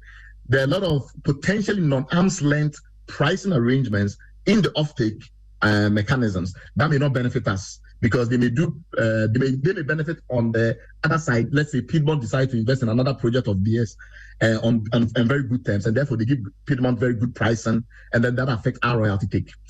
Given the uncertainties, our strongest argument is that the government needs to approach this from a real options point of view. What that simply means is that instead of this very simple agreement that they've done, in some cases there's a benefit of simplicity. But in this case, we don't think so. We think there has to be more options in the agreement in some of the respects. We've talked already about royalty. When the operating margin changes, we think the royalty should be variable. We think even in the case of equity, the way that they exercise the equity is not the way they've done it now, which is they've done it in a two-pronged manner. For the government, it's a fixed kind of thing, and we say in the future we may negotiate for more. For MAIF, which is the Sovereign Wealth Fund, they've allowed them to use warrants, which is a kind of option. So what it means is that they have the right but not the obligation to buy more if the price improves. But there are other options that we can use, and why not use it for the state too? Because MAIF, given the fact that they can, easily exit their position, given the fact that they are a sovereign wealth fund, as opposed to the state, where we are a lot more, the regimen is much more stricter. We are not too happy that the state is not using options, not using some of the warrants. So not just warrants to exercise when the strike price is at a certain level. We want warrants that do other things as well. And we think that the agreement is too simplistic, given the uncertainties in lithium. If you're doing gold, we wouldn't have a problem. But lithium, a lot of crazy things are going on. For one thing, there is a lot of aggressive push. There's a massive and aggressive push to look for alternatives to lithium-based batteries. Laboratories all over the world, some of them funded to the tune of billions of dollars, are experimenting with all manner of battery technologies. In a time may come when lithium-ion batteries are not the big deal in electric vehicles possible. We don't know that. There's a recycling boom where after you use the electric battery, remember that the batteries for NMC, for instance, just 4 years. After 4 years, the charging ratio drops to as low as 20%, and people just simply change it. So when you throw away the battery, nowadays people are recycling the lithium, and that boom is really increasing. A time may come when we are getting more lithium from the discarded batteries than we are mining afresh. We don't know yet. All of those things, plus of course, the thing that everybody's talking about, the massive crash in prices. Prices have dropped from a high of about $81,000 a ton for lithium carbonate and hydroxide to something like $16,500 this month. So that's a massive drop in value. So we don't really know what is happening with this lithium then. That therefore requires that we're very careful in the way we structure the agreement to take into account the uncertainty. The other point is also in respect to the same uncertainty is that we are not, this is not gold where the company that we are dealing with is some big established global company with a long track record. This is a very junior miner. In fact, so junior that when they were doing their prospectus in August 2022, they actually boldly said that they had all their mining licenses and they have everything and they are ready to do production. In 2022, when they didn't have a mining license, they didn't have a mining lease, to talk less of one ratified by Parliament. But they were already saying their prospectus and they were raising just $13.2 million. A company that has to tell such obvious untruths, because everybody could have checked in their prospectus in order to raise $13.2 million. It's not a very strong company. Its total market cap, even at that time when it did the raise, was about $342 million. Newmont is about almost a $50 billion company. So this is a very small company. Small companies in early stages of their formation, recently their biggest shareholder tried to acquire the whole company. They didn't agree. That's assured. It's a lot of things can happen. And for all those reasons, and the fact that it's also a very complex structure in the way that is set up in Ghana, it has, these multiple subsidiaries and multiple contracts. Remember that part of the same company of its subsidiary has been operating as a botine for a long time in Ghana, hustling in the gold trade. It's not a very strong company is what I'm trying to say. So you have to be careful in the way you structure your agreement to take that into account. And now we take on MAIF, and I'm happy that the CEO is here and can answer to this. But there are a lot of self-congratulatory claims that they make, which are a bit problematic for us.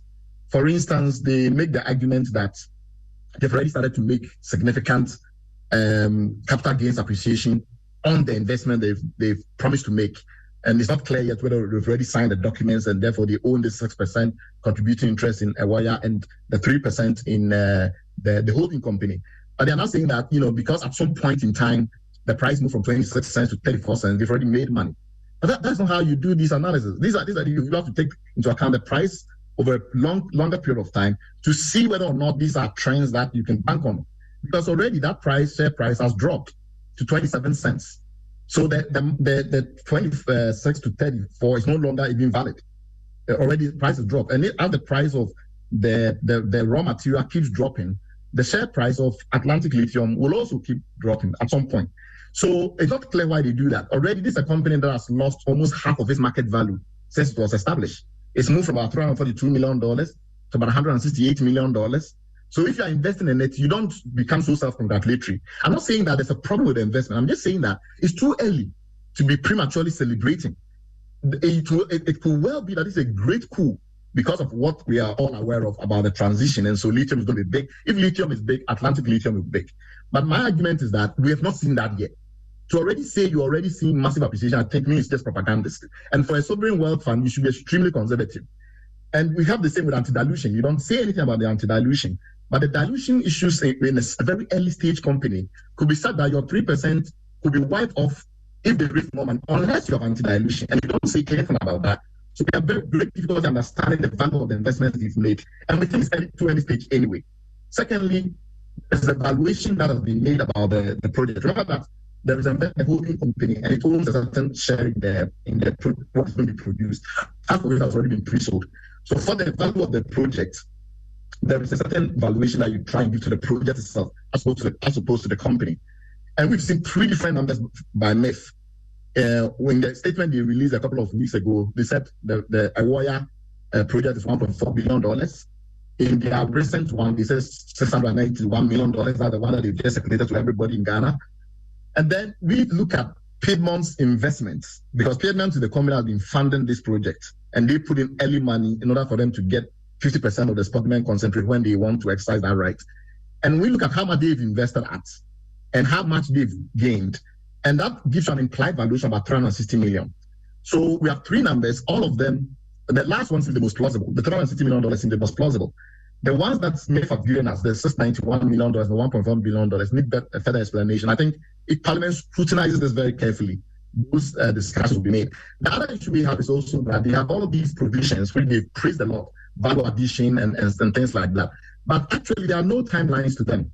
So it's not clear whether, when you're after 12 months of getting the license, you are required to serve the Community Development Agency. After this period of time, you're supposed to do this or that. Most of it has been left in very vague language in the agreement. The provisions for refinement, which is the biggest thing that they bank on, that we are doing refining, we hope to do refining in Ghana, it's actually extremely loose. So it says essentially that they would do a study, and the study would determine if they can do more refinements beyond the spodumene concentration to lithium carbonate or lithium hydroxide. And then if the study doesn't say that, then they don't do it. But then they have to be willing to give the concentrate to some other investor who then comes in and does the chemical plant. That is not the same thing as saying that they would definitely do refinement in Ghana. On top of that, it's not clear what refinement you are talking about. Is it that, so if the company, for instance, moved from 5.5% spodumene concentration to 6% spodumene concentration, because remember that in what they are going to be processing now, half of it is 5.5%, the other half is 6%. If they decide to shift the other half from 5.5% to 6%, would that qualify as refinement under this provision? No lawyer who reads this can tell you that for sure it doesn't. Or what if they decide to do intermediaries? So move from, let's say, lithium oxide, the raw lithium oxide to some sulfate or chloride before they do carbonate and hydroxide. Would that qualify? We think that whole thing should be drafted with a proper schedule, which gives you some specification for what will be considered refinement in this area. Last set of points. We also think that the geopolitics in this is very interesting. There's a huge competition between China and the US. And the way this has been framed internationally is that this is the first time the US has won over China. And so Ghana has this, leverage that we can apply. And I think we should do better with that. And that comes to the issue about strategic complements. Lithium alone doesn't really get you into the battery space, which is where we have to get you if we want to really transform our economy with lithium. the battery space requires other minerals, and if you look at the world, there's this very fascinating game theory going on about how the different minerals combine with each other to create strategic opportunity. We think that our opportunity here is potentially in lithium iron phosphate, and because we have iron here, we have lithium here. Lithium iron phosphate batteries use less lithium, and also now, based on the latest studies, they are outperforming NMC, the nickel cobalt based batteries. And lastly, we have Togo just next door, and we have AFTA. We can do some kind of integrated mechanism, ensure that we're producing lithium iron phosphate batteries together with Togo, and that would be very exciting. And we look forward to seeing that. Last point before I end, that the green minerals policy was poorly done because consultations was very, very, very bad. And nobody in civil society, in the segment of civil society that I'm aware of, that's highly involved in these kind of matters, was invited. We don't really understand whether they paid particular attention to the things that we have been saying over the last couple of years in Imani, in ASEP, etc.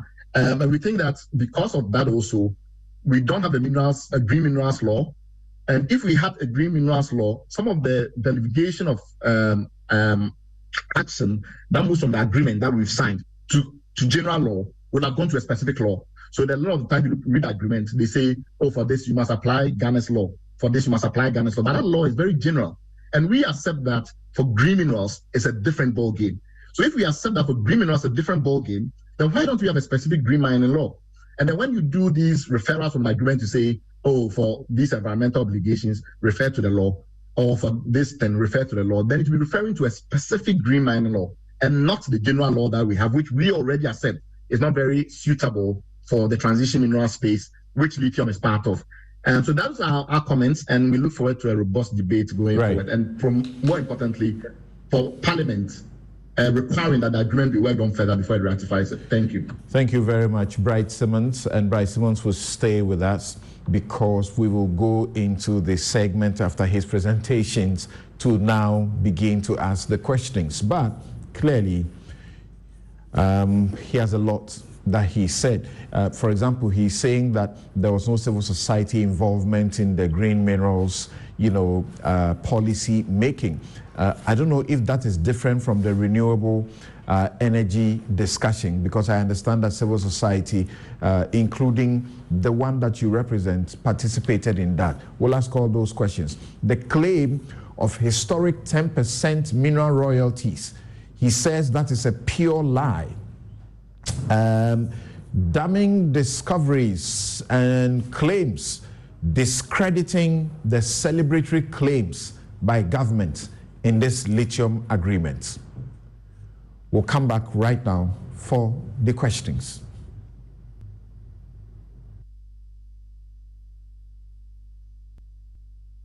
Look at the way the law. Ratification by Parliament is a condition precedent. And as the Supreme Court explained in the Eston Cubic case, an unratified mining lease confers no enforceable rights, and government has always been mindful of this decision. The mining lease in question will be laid before Parliament for ratification. That is non-negotiable.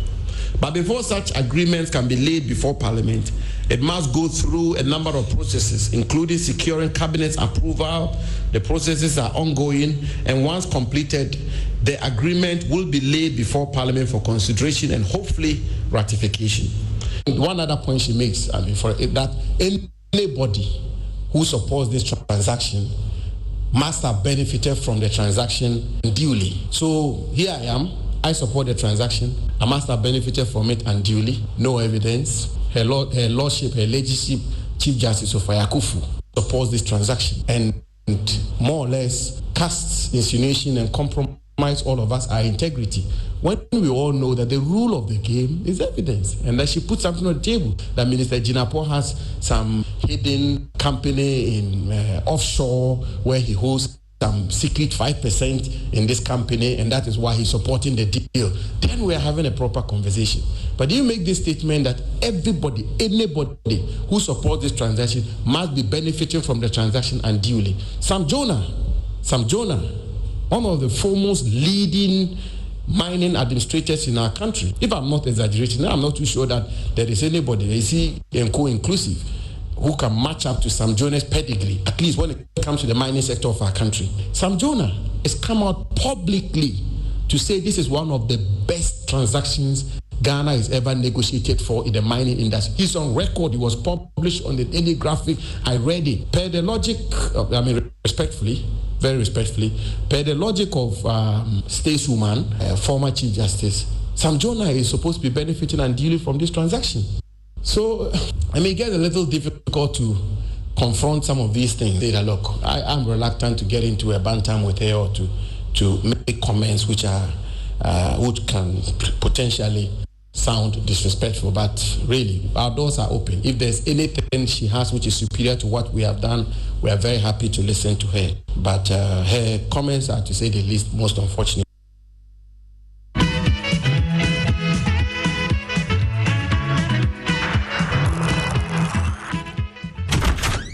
Close the window small. Your room be too bright, oh. Why, you be vampire where you know they like sunlight? Oh, my guy, my eyes. Behind the PC problem. In the sun problem. Common light bulb stuff. This no matter. I beg go Robert and Sons. Oh yeah, then my chick to him, I know correct. Where Robert and Sons sort them out sharp. Now so stylish frames in the wrong. We go Robert and Sons right in. No, I was sitting inside proper. For over 25 years, Robert & Sons continues to provide specialist eye care for both adults and children. Locate us at Adabraka, Adenta, Kumasi, Usudankwa, Tema, Weja, and East Legon. Call 050-151-9111. Robert & Sons, seeing is believing. My way insurance, send my way, My name is Nanama McBrown, and I want to encourage you to dial *165# on MTN to join the My Way family. My Way provides you and a selected family member a cover against death. As a policyholder, you will also have a cover against total permanent disability and hospitalization should you be hospitalized for more than 2 nights. Dial *165# and join the family. Sanya My Way. No way. My Way is a product of My Life and MTN Momo. Terms and conditions apply.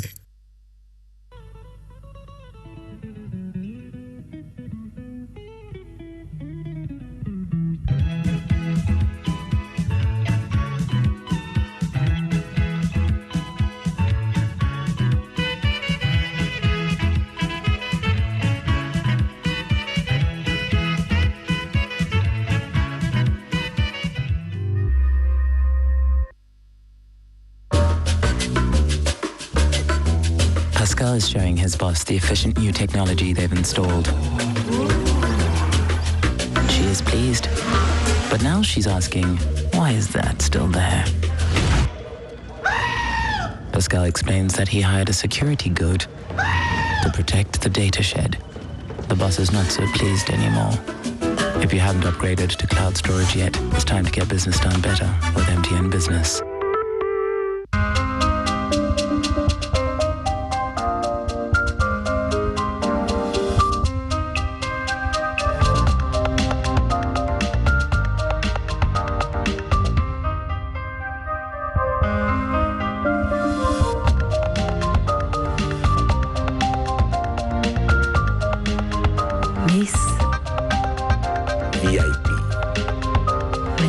Perfumes.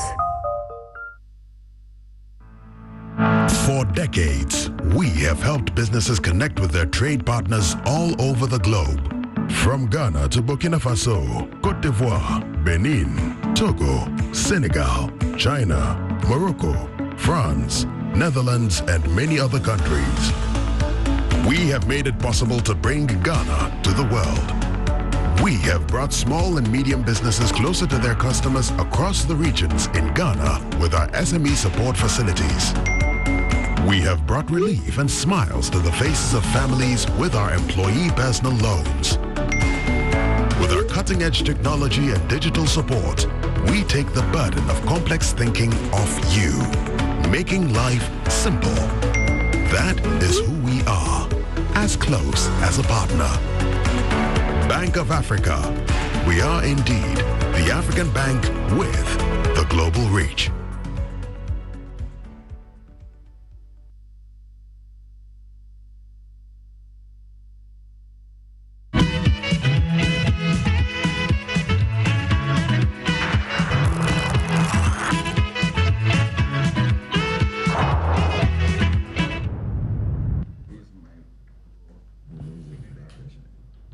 You're welcome back. This is Newsfile. It's your most authoritative news analysis platform, and here on Newsfile, we put Ghana first. My guests helping us to understand the lithium mining agreement between Ghana and the Barai DV Limited, the Atlantic Lithium Investment Company. Martin Kwekwesi is Chief Executive Officer at the Minerals Commission. He's biding his time, making his notes, having heard from Bright Simmons those damning exposés about pure lies that have been used in celebrating the 10% mineral royalties, taking us back to the 70s when the state had as much as 55% stake. Subsequently 12% up to 20% thereabouts, and questioning who gave the minister such bad and wrong advice.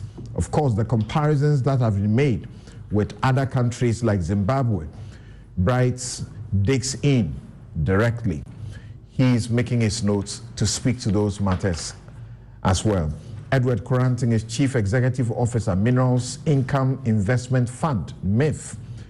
Bright and his group also,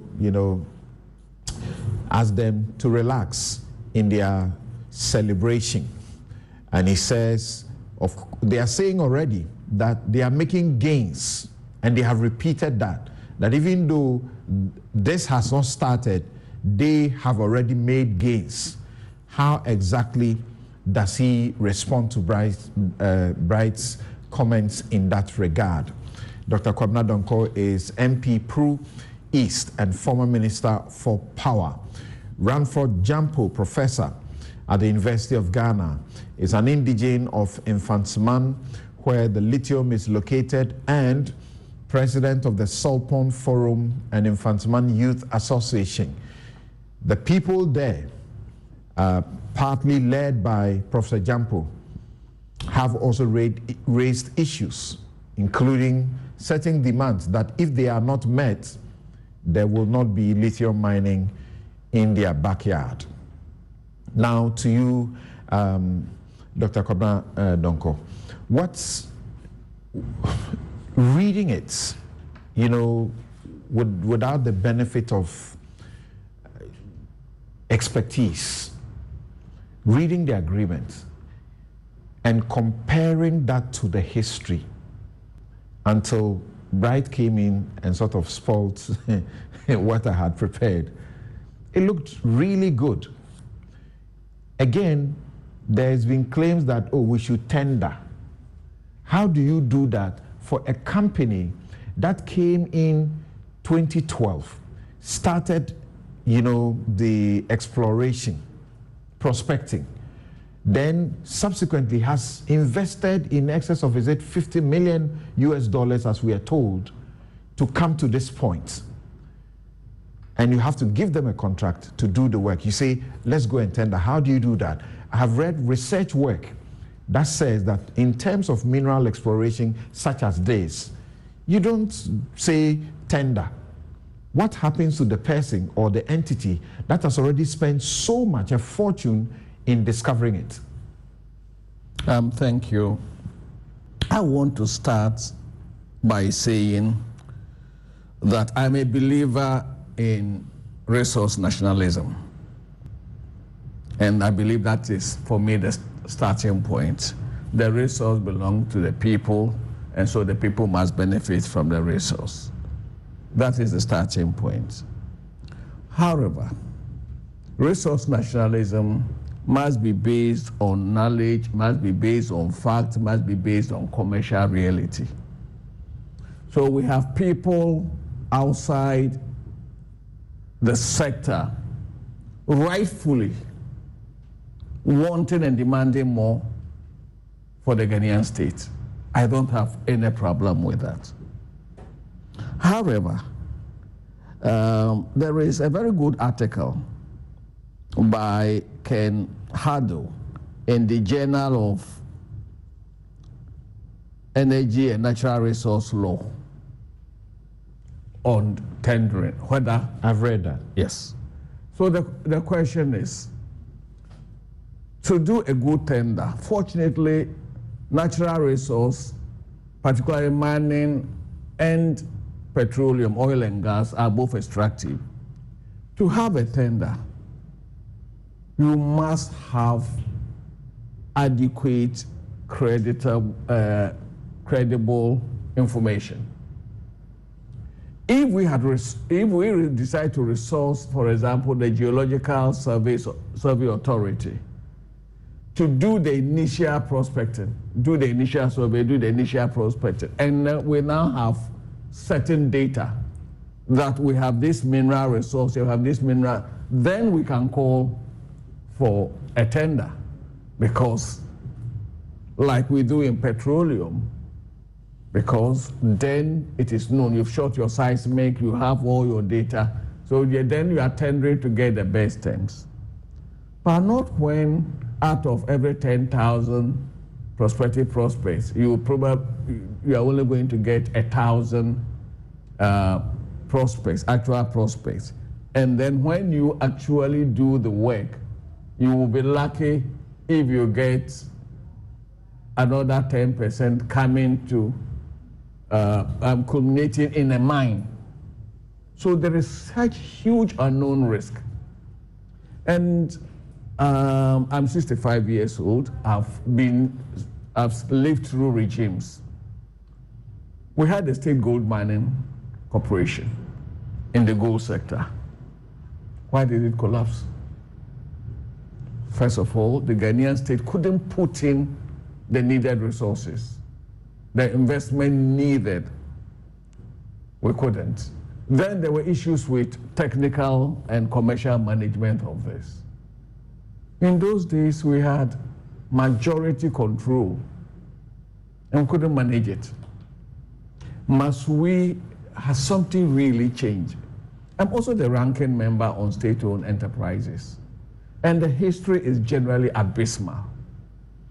So first, you concede that the question of tendering doesn't come in at the start. At this stage, no, unless we do further work. Our law actually makes provision where we are the ones who have made sort of the investment into gathering the information about the discovery, then we can tender. Yes. But in this case, like you read about the researchers, you agree with their conclusion where they say, I read just a portion of the conclusion, where they say, for hard rock minerals, material value occurs too late in the prospecting, exploration, evaluation cycle for it to be, in most cases, available to the state to tender.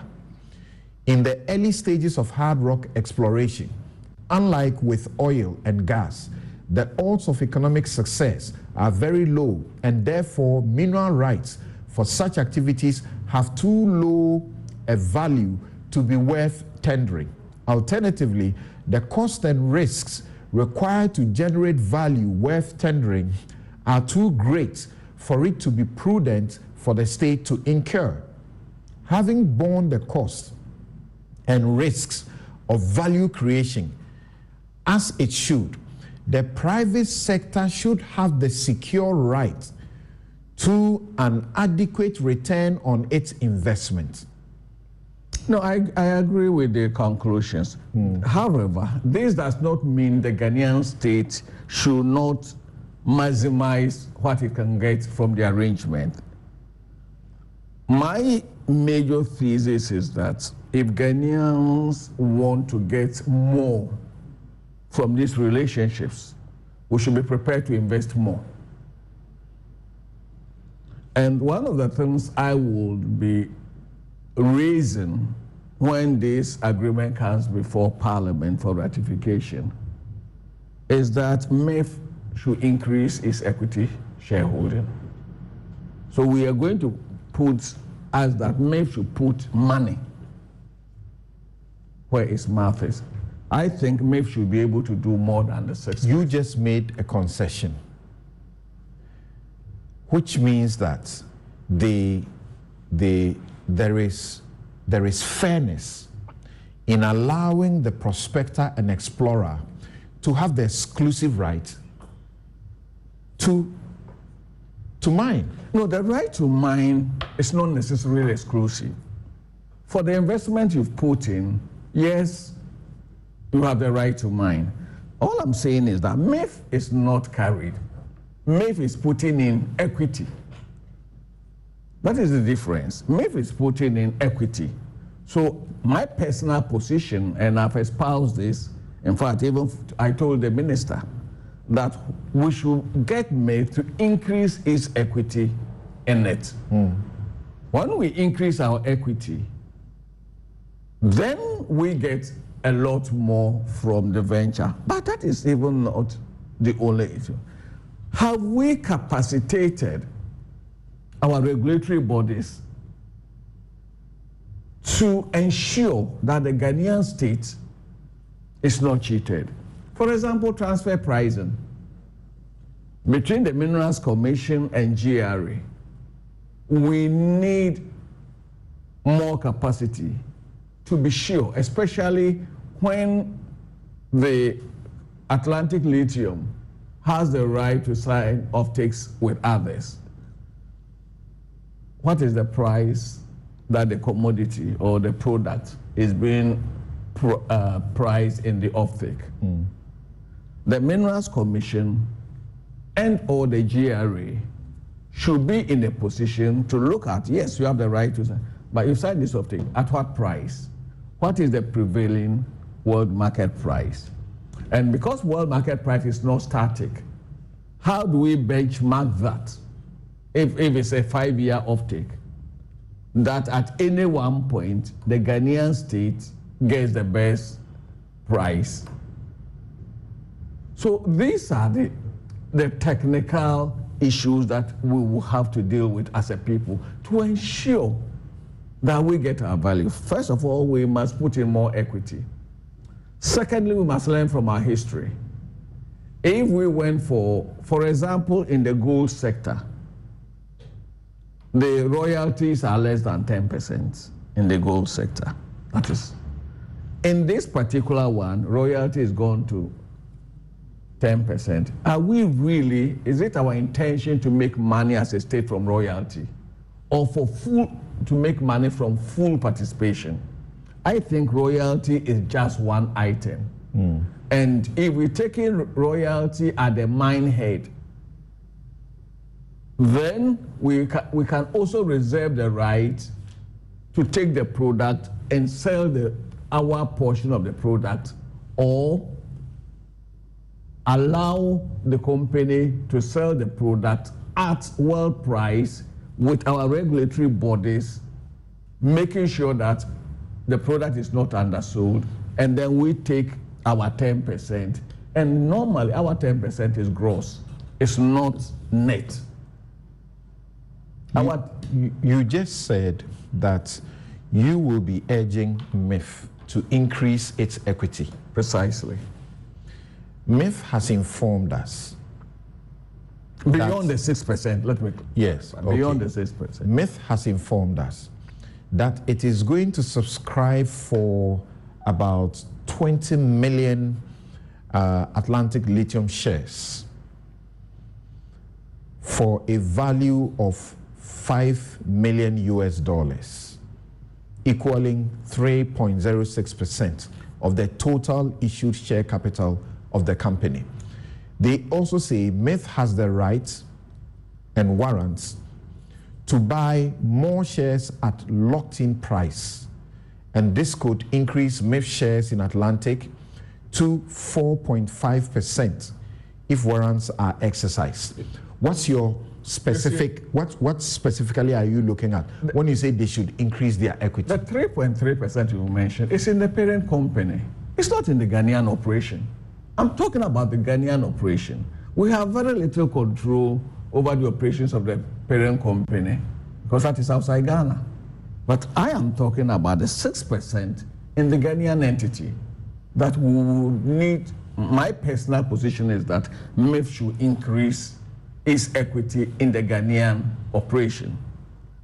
And because that is within the control and the purview of the Minerals Commission and GRA, we can work on transfer pricing, ensure that there's no transfer pricing, ensure that profit is actually declared. And between GRA and Minerals Commission, we should put in the capacity, that is if they don't have the capacity. Those are the areas that we gain as a people.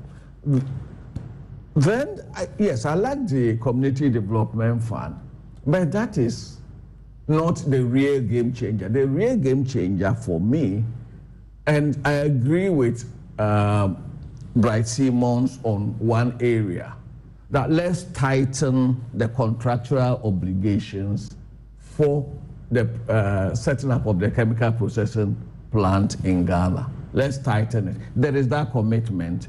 The agreement I have seen, and by the way, let me state this here. A former Attorney General advised that agreements in natural resource space, which will need parliamentary ratification, should initially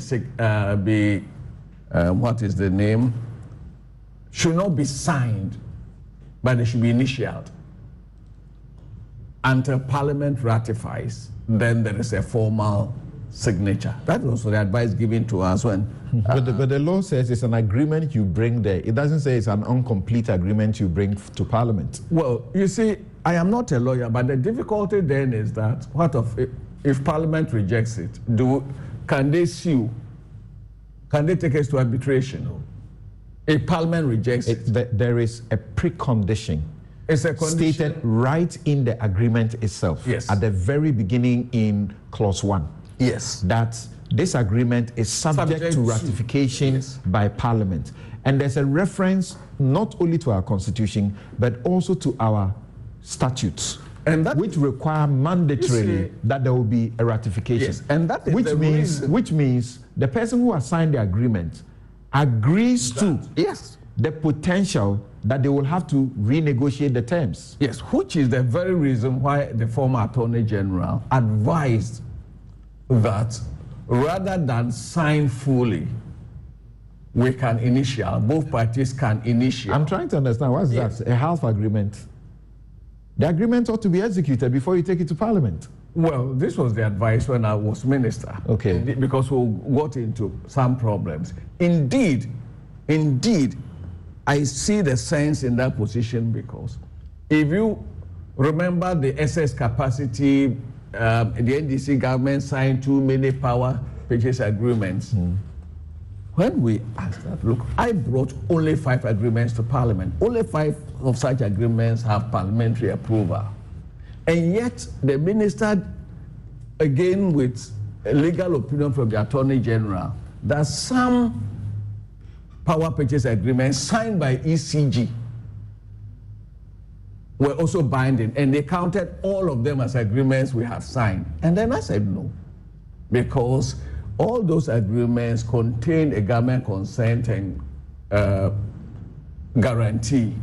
So it is in the context of that, because then you have a situation where even the Attorney General says that those agreements have been signed, and therefore we have to negotiate an exit over those agreements. And that is the controversy when you have the situation where the MPP government says NDC signed too many power purchase agreements. And I said no, only 5 of them were approved by Parliament. Okay. And so they are only those 5. So listening to you, essentially, you don't seem to have specific issues with this agreement. I do, but not in the except you want the equity of MIF to increase. No, that is one. I want the agreement to be tightened. How? I just gave you an example. Which part of it? For example, the processing. Because the current agreement says they should present a plan, and they should do a feasibility. And if the feasibility turns out that, okay, it is not feasible to set up the plant in Ghana, so we won't do it, then the Minerals Commission, the government of Ghana, will have to find a partner, somebody, to do it. So those areas can be tightened. The general... Tightened to say what? To insist that they must be a processing plant in Ghana. For me, that is critical, because it is the feasibility that determines having that. So we either do the feasibility first, which we understand has been delivered. Yes. We either then do the feasibility first before we sign the contract. Then we are extremely specific.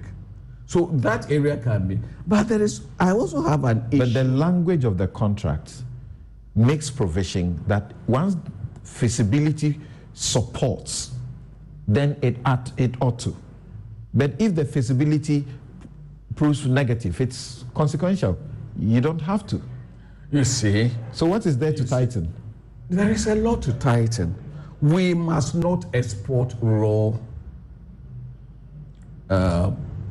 raw material. Which is a given, which is already set out in this contract. No. From your very argument, if you say, what if the feasibility is negative? What do you do with it? From your argument, turn it the other way around. Okay. And that is why one of the reasons why thankfully, Mr. Isi is here.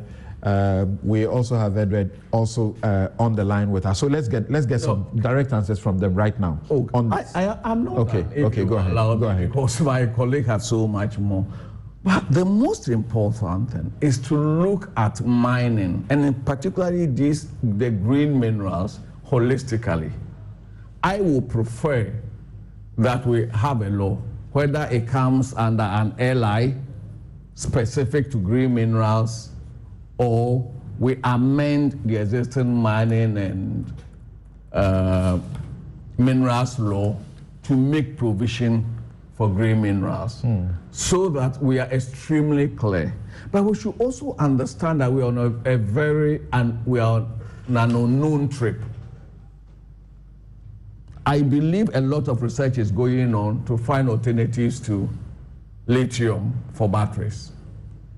If you read the literature, there's a lot of research. What if tomorrow there is a new product? What do we do with our mine? Okay. And that is where the byproducts, very little emphasis is being placed on the byproducts in the public space. The kaolin is critical, the silica is critical. The three major byproducts, their impact on our industrialization. Myth has a right to 40% of the lithium spodumene. I don't know. Is it 40 or 50%? 40% of that. And is seeking to use that to leverage. Well, the document, I don't know if it's revised. The document I have seen is 50. Then yes. Atlantic and Myth are to develop the feldspar value chain. That will go into our ceramics. Great. And our tile industry. And for me, that is a major. And that is good? No, it's good. It's good. That is major. Does that not answer your concern? It addresses a part of it, but the linkage and the discussion in the public space, the impact of this, if properly managed, on industrialization and manufacturing, that has had very little space. So far, it is just the mining, the lithium batteries, but the downstream effect, if we manage it well, it's going to help this country out. Okay, thank you very much. And I think the instructive part is about managing it well. Because, look, as I started in my introduction, we have done gold, we have done cocoa, we have done oil, and yet we are IMF. We are so poor, and we have our population, so much of our population in poverty. When these things happen, we begin with all the celebration. So obviously, it has to do with the management, the leadership to manage it. It's not about not having the resource. And also the quantum, just say, the quantum. For example, we over-celebrated oil when we got oil. We are producing only about 200,000 barrels. So the quantum, and this is also relatively a small discovery at this stage. But it is important we get the policy right. Mr. Isi, let's have your responses, and I can see you noted them down in a certain way. So I'm not going to stampede you into any. Beginning with Bright, the red flags that he raised, some of them facts. You can't deal otherwise with them. Something, thank you. Some of them were also pure lies. So let me correct him. One, Zimbabwe did not ban concentrate. He said Zimbabwe banned concentrate. Zimbabwe passed a law, base minerals exports into bracket unbeneficiated lithium ores, order 2022. In December, they banned the export of raw lithium and imposed a 5% tax on the export of concentrate. They have just read their 2024 budget and they said companies should submit plans how to beneficiate it. So that is wrong. Zimbabwe did not ban the export of concentrate. As I sit here, concentrate has been exported. In fact, they are even doing galamsey with their lithium. So let me correct him. The December law did not ban concentrate. So you should go back and look at his research. They've given all the companies 31st March this year, next year, 2024, to bring the very plans we are also requesting for by 2024 February. That's number one. Two, he also said the minister lied by saying that there was this 12% royalty thing. Let me correct him. I know of that law. And in any case, I'm the one who told the minister. We've had this 3% royalty regulation, 3 to 12 in 1987. It's been there. And the records are there. Something, nobody has ever paid royalty more than 3% in the history of Ghana. Nobody. Until 2012, when Dr. Kwabena Dufo passed this 5% royalty. Nobody. So we said, let us impose a rate that will be paid. So he was confusing what the minister said. This is a negotiated rate, 10%, which will be paid, as against the 3 to 12 that he said was the highest, but nobody paid 3. Because if you go to Chile, they have the margins. They have 8 to 26. That's the highest you can see in the world. So if he said that it is on record that we have had 12% royalty, what the minister said was clear. Never, and you see he referred to Anglewood 5%, Newmont 5%, etc. So this is the 10% that a company is going to be paid. It's different from the 3 to 12% range that we used to have. Under that royalty law, no company, actually people did not even meet the margins because you need to reach a certain profitability ratio, then beyond 3 will kick in. It didn't work.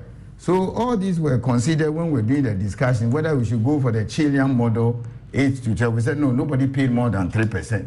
So I need to clarify that and put that in context. Nobody has ever paid 12% royalty in our history. Actually, nobody has even paid more than 5% in our history. So it's important I correct that misrepresentation. So he was suggesting to you what in essence constitutes royalty. If you have this to that, this bit to that, if you put all that together, you will get past what you are talking about now. Let me tell you. At a point, he shows us how the state had in excess of 50% stake. So what is historic about what you have done? No, again, let me correct you. The 50% he talked about in Ashanti was nationalization.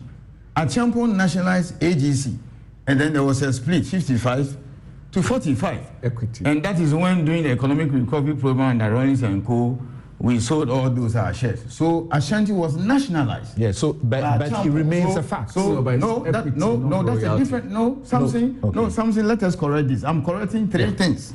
So allow me to correct that. That one he didn't say royalty. Hang on. He didn't say royalty. Hang on. He said stake. You hang on. He's made 3 statements that is out there. People are listening to us. I need to correct that. That's fine. That's why. Number one, I'm saying Zimbabwe didn't ban concentrate. He got it all wrong. The law came in December. They banned export of raw lithium. They have just read their budget and they said they are giving everybody up to 31st March to next year to submit plans for beneficiation. What we have in our law, I'll read it and we'll delve into it because he said it is loose. So I'll address that. 2. He said we've ever had 55% stake. Achampon NRCDK 132, 1972, nationalized AGC.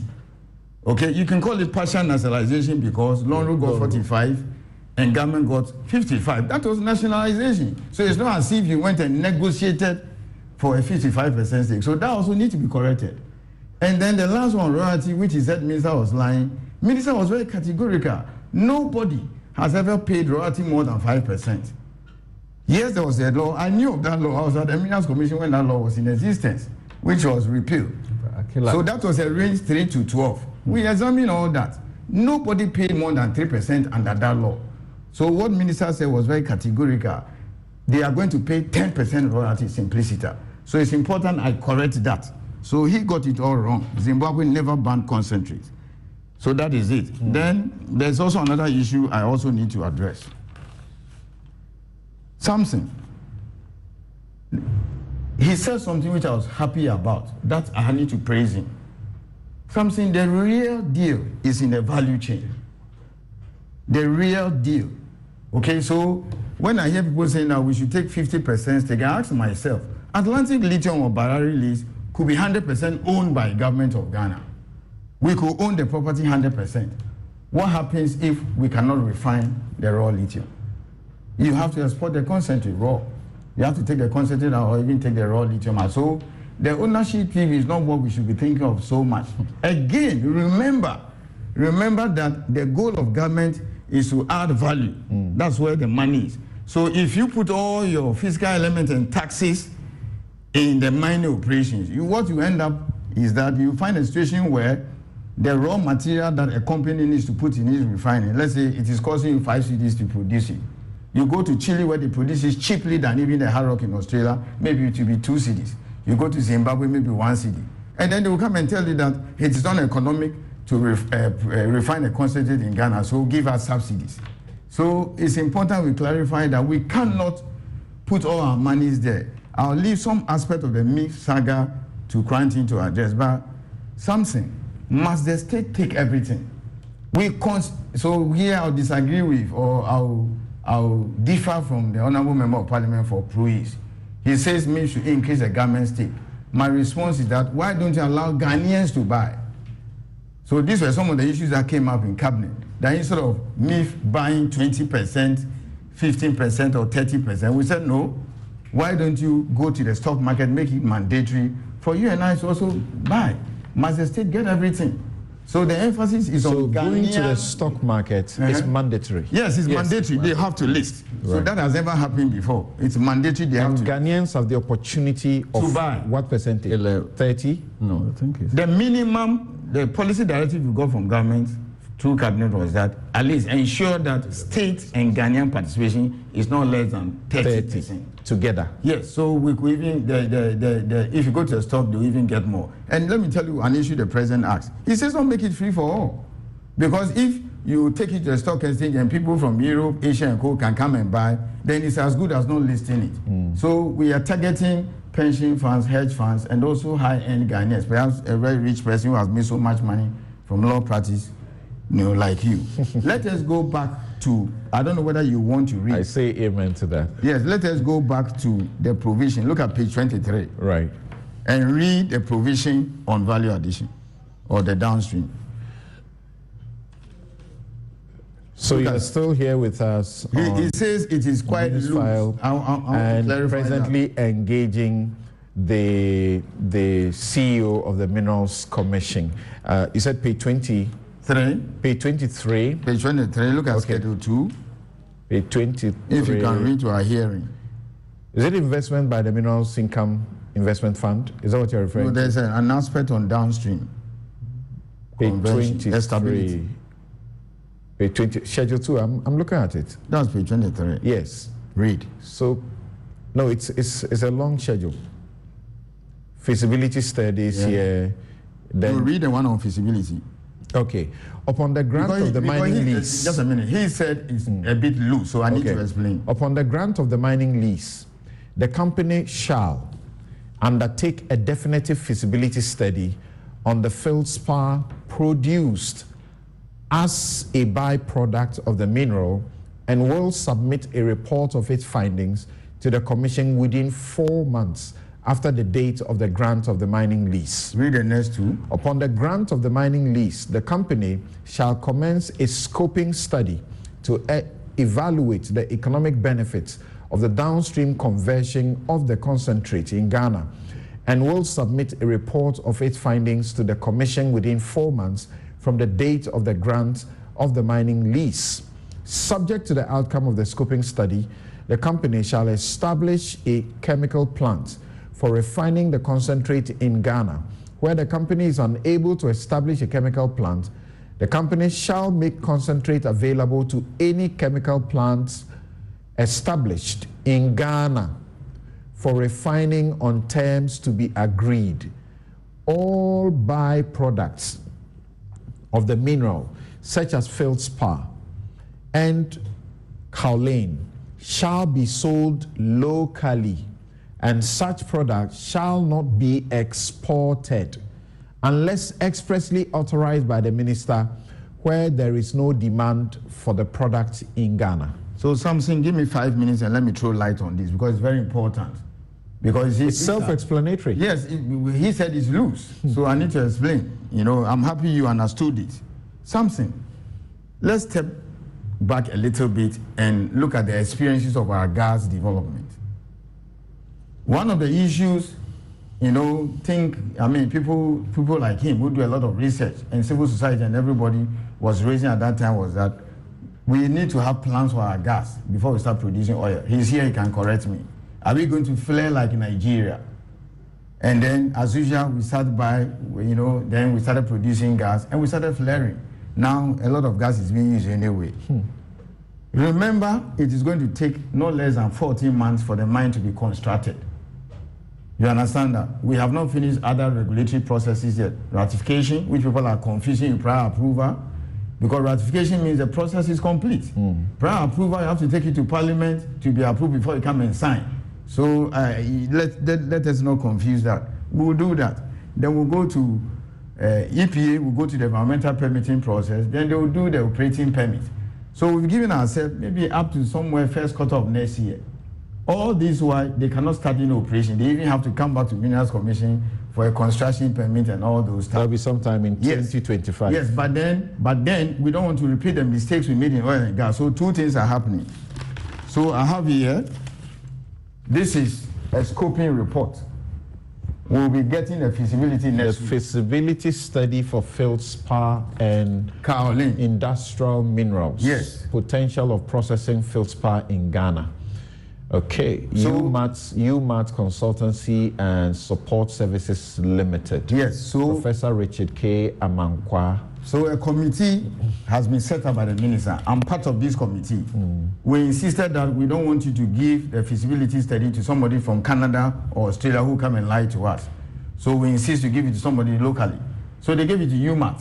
It's being led by Professor Amankwa, who is the vice chancellor and metallurgist. This is a scoping report, has been submitted. Next, we'll get the feasibility. So, by in the agreement, we give them up to February. So it means that within this December window, we will know what to do with our first part. Let me touch a little bit on it. Something we have 5 companies doing ceramics in Ghana. 5. We have Keda Ceramics, we have Wankan, Centio, Marco Polo, and Jintao. When we check the data, they use about 960,000 tons of feldspar at a grade of 8%. Now they get it from artisanal miners, small scale miners we have license. At a grade of 8%? At a grade of 8%. Small scale miners around Shama, Central Region and Co. Now, in the feasibility submitted to us by Atlantic Lithium, the feldspar content identified is 15 million tons. If you divide it by 12 years and then by 1 year, you get 1,250,000. So that's roughly about 300,000 tons more than the market size right now. And an interesting grade. An interesting grade, 28%.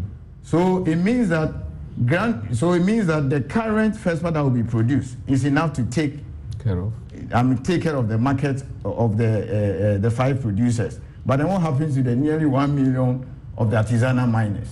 They're going to push them out of their job. No, they will go and buy from Atlantic Lithium because that's 28%. And the higher the grade, the cheaper, because there's a lot of impurities there. So by this December, we are already getting to know, Okay, next week we'll get a full report that will tell us the market size. What do we do? Right. And then it is stated that you will not export Fespa and kaolin. Nobody is talking about that. So let me take you again back.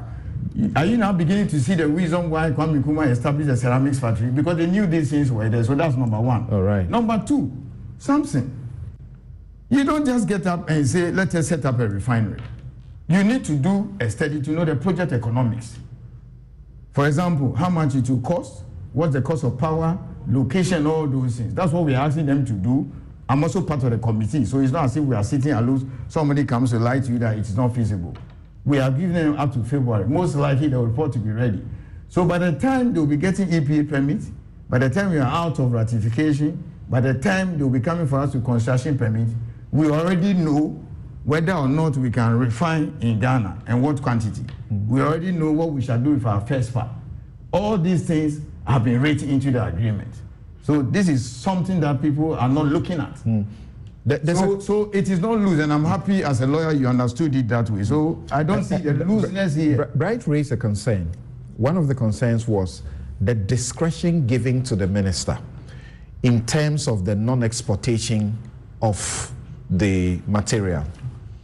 So all byproducts of the mineral, such as feldspar and kaolin, shall be sold locally. Good. We all love to hear this in the contract.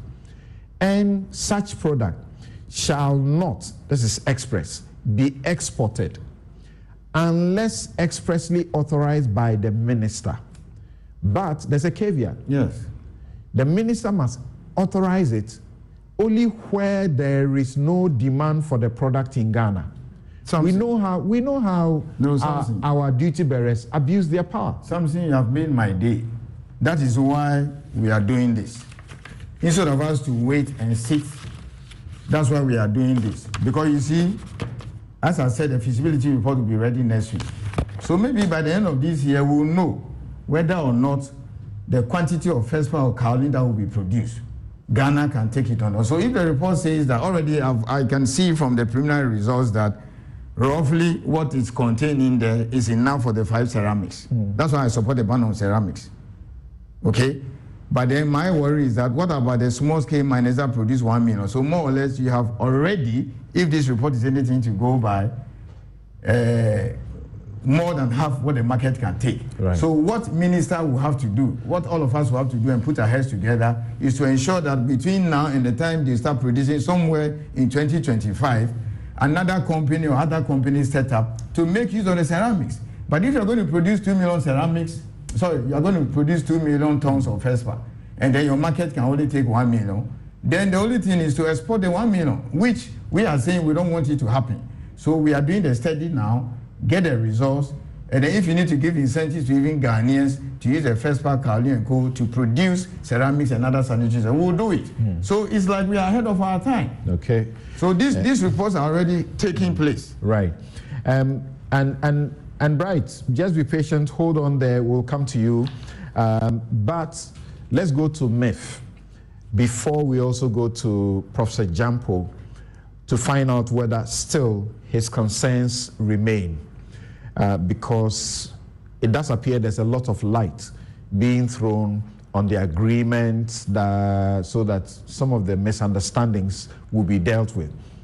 People have issues that 65 years of our independent life, we can still take control of our mineral resource such that we have to allow these investors to always come and get the better part of it, so that the prospecting processes, why is it that we can't be heavily involved?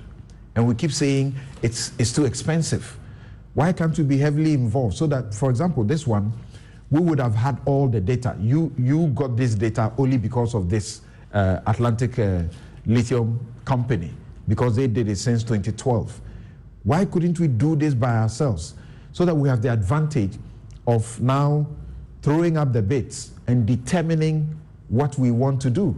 Something, very simple answer. And that's why we're having this small-scale problem. Something, you tell politicians give us money to go and do geological survey, resource geological survey, and I'm talking about for the past 30 years. So I'm not here for this MPP, NDC debate. I'm speaking generally of my experiences for the 21 years I've been in there. So we send money and say, look, give us money, give it to geological survey, they can do the exploration. And the sad aspect is that they have the expertise. They've actually got a new rig now. I'm sure somewhere next week it will be outdoor. So something has started. They tell us that what is the success rate? We say the success rate is 5%.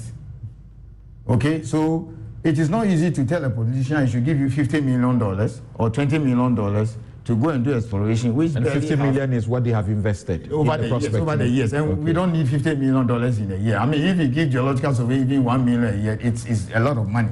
Then every year nobody's asking give us $50 or $100 million. Even 500,000, they can start some clay or gold somewhere in all these blocks out areas. But 20, 30 years ago, they were seeing like, oh, we have to build schools, we have to build hospitals.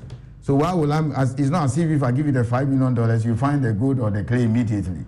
And then when this small scale thing now moved from 5 to 13 regions, that's when it dawned on us that, look, if we don't do geological investigation, we will never go anywhere. So thankfully, within the last 2 years, I am proud to announce that the monies have started coming for geological investigation. So, Honorable Member, we have, before you, will be coming to the Select Committee. We have some budget now for Geological Survey and Minerals Commission to do geological investigation. But right now, they all understand, including himself, he raised this question at the Parliamentary Committee. So the inaction was the fact that we have schools to build, we have people are suffering from Guinea well. Hold on. Finally to you. So it has started. Finally to you, Mr. AC. What are the odds that a company has spent since 2012 in all of this and invested up to $50 million US? What are the odds? If we had to exercise our rights of giving them the first rights of refusal to want to open it up, what are the odds? What do we benefit? What do we lose? It's against our law. The mining law says that once somebody spends his money and do prospecting and he makes a discovery, he has a right of first refusal to apply for the mining lease. So again, the same law protects Ghana, which says that we have the right. Yeah, we have the right to refuse the grant of the mining lease, but then it should be on sound reason. What would be the basis? You should have a basis for refusing the mining lease. In this case, we don't have anything like that. Okay. So what we can do is to impose a condition and say we are giving you the mining lease, provided you do X, Y, Z. So that is it. Right. Now let's go to Edward Koranting, the Chief Executive Officer of the Minerals Income Investment Fund.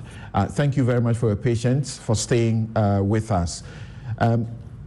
The issue that is being raised include that you could have gotten a better deal. You have 2 seats on the subsidiary, on the board. You have 1 seat on the international global company, but that may not mean much. Again, you have already started talking about making gains. How do you explain that? Gains from what?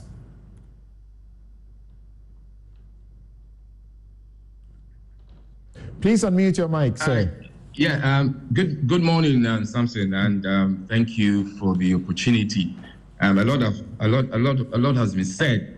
Let me start with the self-congratulatory bit that my good friend Bright mentioned. I think it will be a bit disingenuous to say we were self-congratulatory. I think we need to put things in proper perspective and in context. And what we were explaining was how we got to that valuation and to give an indication of the gains made so far. This is a listed company. There's definitely the risk of shares going up and down, the risk of volatility, which Bright himself indicated, is clear. It's a clear and present danger. And even adding value to the investment or to the company's profile in terms of the lithium resources could well push the share price up. So what we indicated was to put it in context that we had a low strike price in terms of valuation using a 15-day weighted average to arrive at purchasing the investment or purchasing the shares at 0.2598 dollars, which is 20 pence, and seeing the graph move up a bit, irrespective of the fact that the share price fell from 60 to 31. So we need to put that in context, and it was not self-congratulatory push. I think it's too early for that, as you rightly said. In terms of taking more or gaining more, I think it's important that, and also for listeners to realize that we always have to really play on a tight rope when it comes to these investments. We're a sovereign wealth fund. We're also trying to bring in investors into Ghana, trying to get into co-investments, go into partnerships, go into bilateral arrangements that will augur or garner value for the people of Ghana. So pushing too much and getting 3% and asking for more than one board seat or getting 2 board seats for a listed company is not really the norm when it comes to global investments. Even getting the 1% for 3% stake is somewhat unusual, but we had to negotiate hard together. And it's important that we have a panoramic view of the workings of Atlantic. And that's part of the reason why we went in for the holding company shares as well. It is also important that we piggyback on the Atlantic in their quest to look for other resources in other jurisdictions outside Ghana.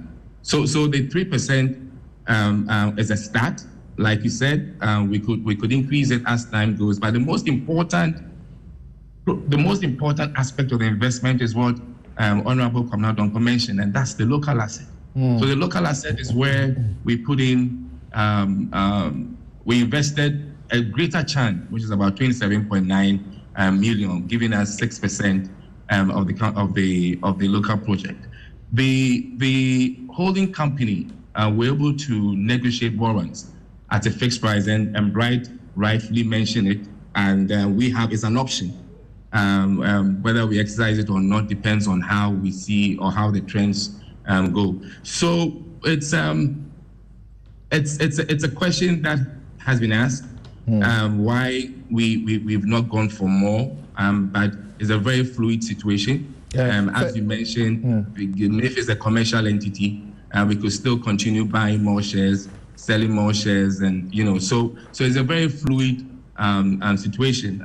For me, I can assure you that it being listed, there's a possibility or there's a chance of us increasing our stake in Atlantic Lithium.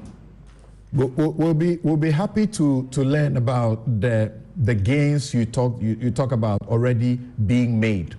I hope you're still with us. Are you? Hello, Edward. Bye. Yes. Hello. So yes, I'm going to ask you to talk to us about, explain to us the gains you are speaking about already. But you are making a 27.9 million USD investment in Atlantic Lithium. Is that correct? Yes, we're making 27.9 million in the local asset, Atlantic Lithium. Yes. Great. So the total investment is 32. Great. Help me understand, why does the resource owner have to contribute investment sum in order to gain equity? The whole explorable or exploitable resource belongs to us, Ghana.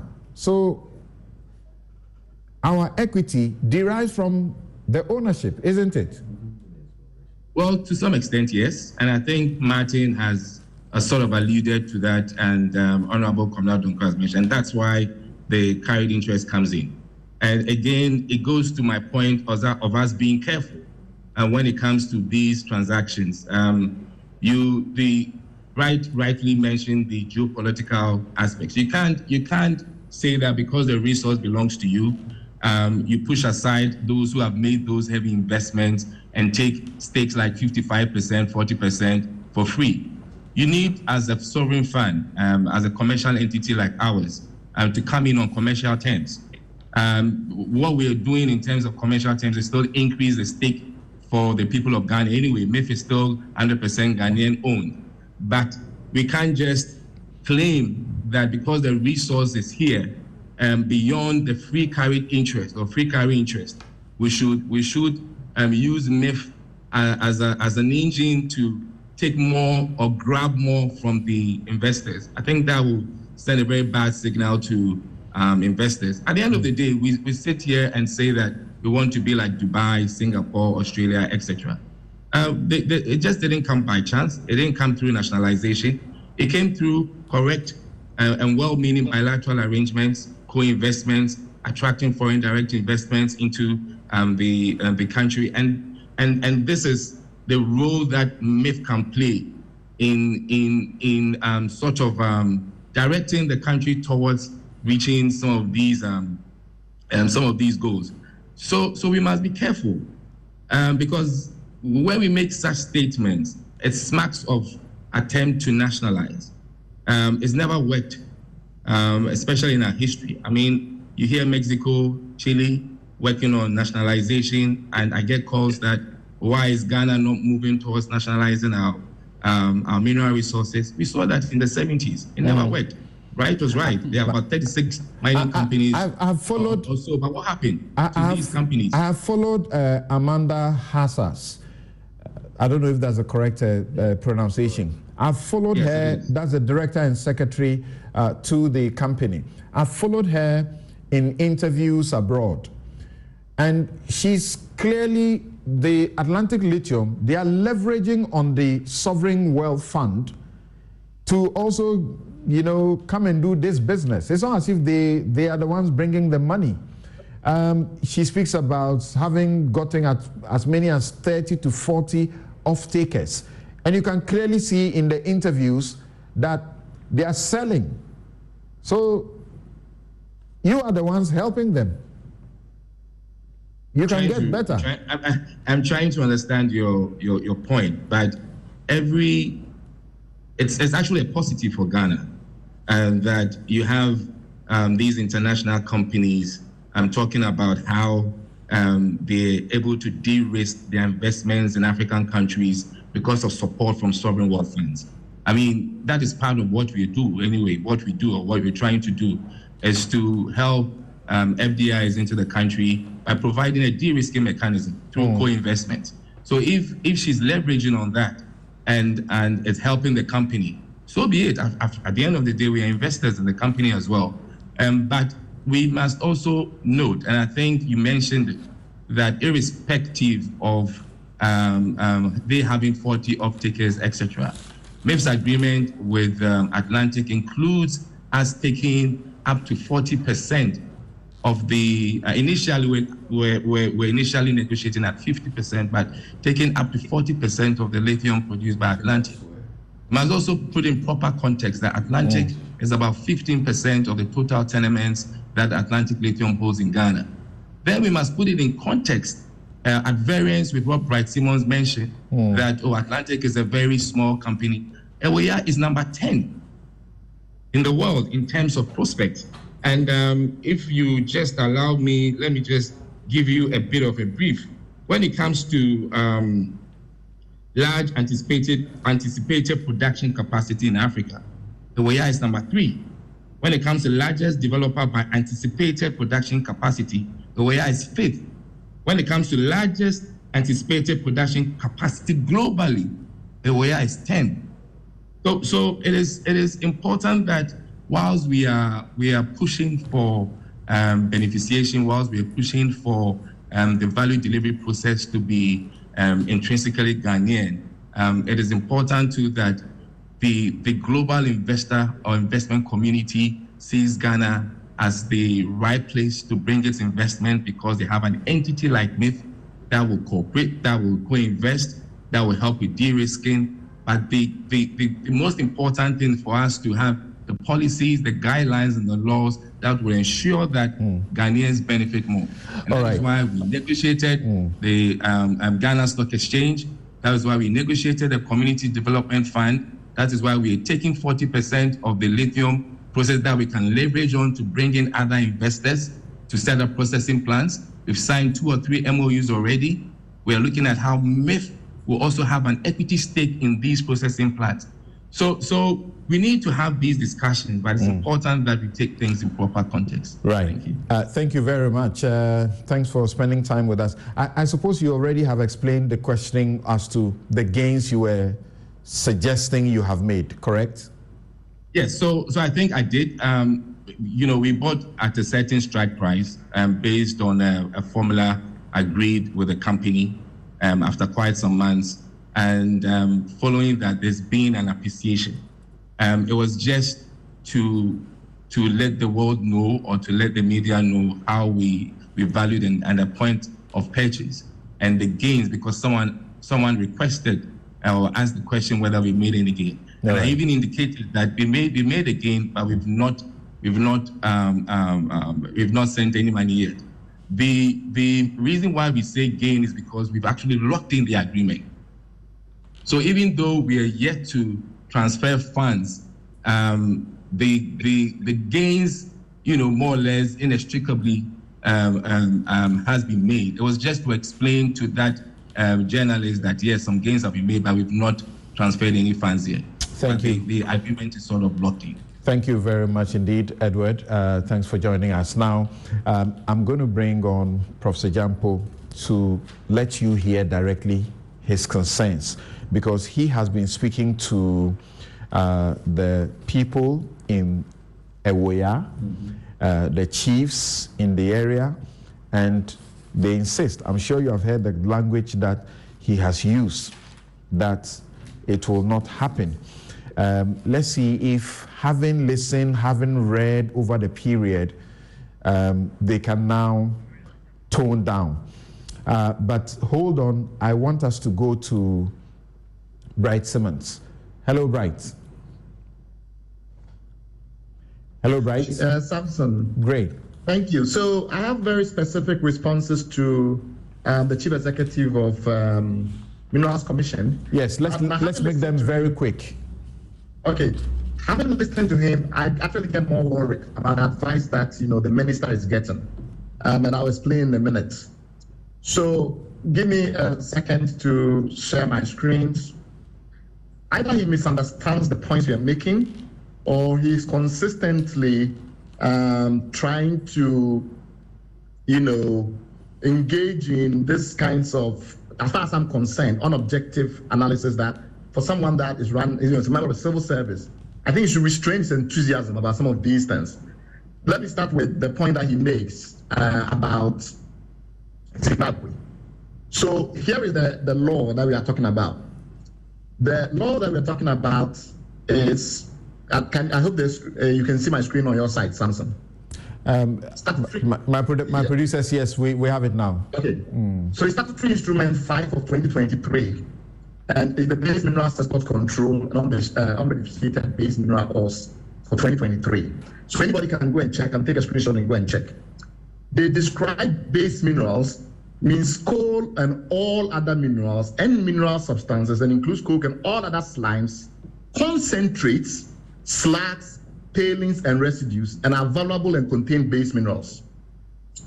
But they do not include precious metals, precious stones, mineral oils, and mineral natural gases. So if the chief executive had actually taken the time to look at the law, as opposed to, skirting on the surfaces, he would have realized that concentrates are mentioned.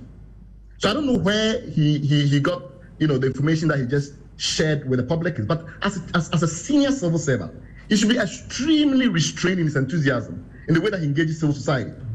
This thing where he has this combative posture, he did the same to IEA, it's not going to help him, to be entirely honest. He should be objective, he should provide information that he thinks is in the public interest, and not seek at all times to play this political game of trying to antagonize civil society. Right, but where he has to acknowledge and say there's praise due for some criticism, he has acknowledged that.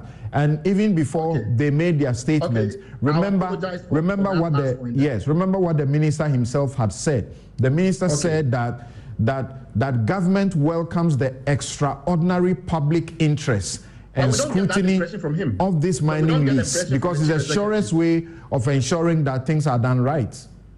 Okay, I was a bit overboard, I guess, in the way that I described it, but we don't get the impression from him, from the chief executive, that he's interested in any kind of consultation. the attitude that we get is that he's not very keen on consultation. He knows it all, which is fine. But the point is that he should read the law carefully. It describes what base minerals are. And then when it goes on to then do the beneficiation and all of those matters, the base minerals dynamic, then placing. With that point made, let's go to the royalties, historic 10%. Okay. Then on the issue of the royalties, his point is that even though the law that existed from 87 onwards allows the royalties to clearly exceed the 10% that we've got in this deal, most companies don't pay. That's not an argument. Companies may not pay anyway. If the company that we just signed this lease with, Atlantic Lithium, does not go on to produce for any reason, the fact that we have it in the contract doesn't mean they will pay. Okay. So whether or not companies will pay is a factor of multiple economic dynamics. And we have situations where Ghana has had to go to court because specific companies like Duncan Continental did not pay royalties, even though we had it in the contract. So to say that if it's in the law, it's different from if it's in the contract, and if the company ends up not paying, then it doesn't make a difference. That's going to address the point that 10% was not the highest we've ever achieved. We've got regimes where we've achieved more than the 10%. All right, Bryce. So that point is very emphatic. On the next issue about the nationalization. Yes, and that will be the last. And that will be the last reaction we take. Yes. No, I have one last point, which is also very important, but I'll do it in 30 seconds. In regard to the nationalization was in the 70s. When we then eventually decided to liberalize, we still maintained equity that was way above 13% in the 80s. So it cannot be the case that the current 13% is the highest we have. The data is there for everybody to check. Last point, the argument that we didn't have data, I think is the most important point of all. That we didn't have any data at all, and so all the data we have on lithium is for that come from correct. The lithium data we have in this country dates from actually there's a mistake on the page, not 2015. It dates from 1916. And from Kitson, etc., we've always known that the Cape Coast sedimentary basin in that whole area is a granite complex, we call it the Birimian complex, and that's pegmatites and liquid device. Those minerals are associated with lithium, and that's actually why the company, when they went there, decided to focus on the Cape Coast and Southern area, because that is where we know from the beginning that we have data. India has never produced lithium on, even though it's the point of lithium. It's already doing auctions and tenders. All right. You don't have to be producing before you do auctions and tenders. Interesting that we have had lithium data in this country since 1916, and the Minerals Commission, the government apparatus is completely unaware, and this will be the first time it is handed one. That is very, very interesting. And we take a quick break. Bright, thank you very much for joining us and spending your time with us this morning. Thank you very much. Bryce Simmons is Honorary Vice President, Imani Africa. He and Edward Coranting, Chief Executive Officer of the Minerals Income Investment Fund, take leave of us. Thank you very much. We'll take a quick break. We'll be right back.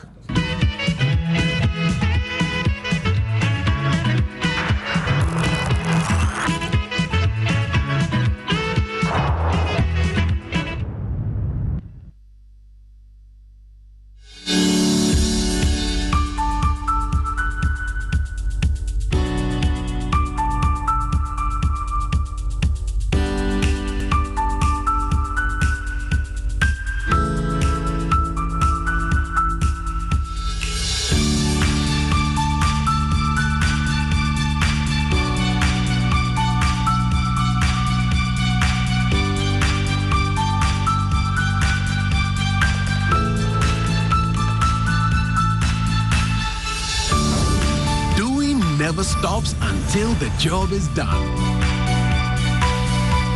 Turn your home and business into an internet highway and experience the revolution of working and playing without limits. Visit broadband.mtn.com.gh to sign up for MTN Fiber for home and business today.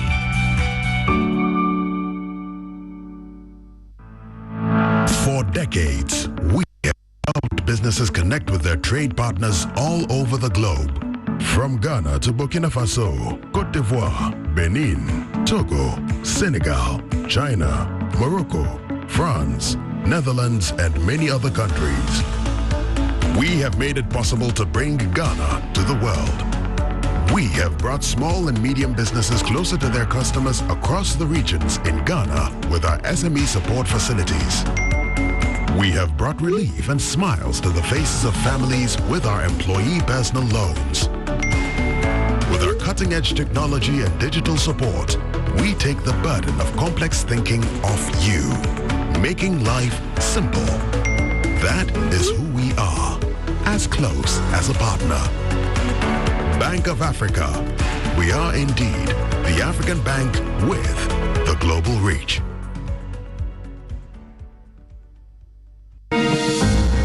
Today, the question is no longer, why do we have problems? But rather, how can we spin those challenges into opportunities? This is the revolutionary mindset we, students here at Academic City, are driven by.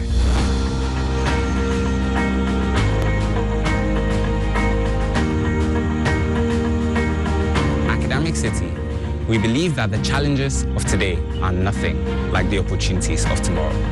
Hence, we're poised for the future. And so we say, come join us. Pakuli. Yes, again. Uyaiti batani. Zafula Nadia. Yenu wujwene.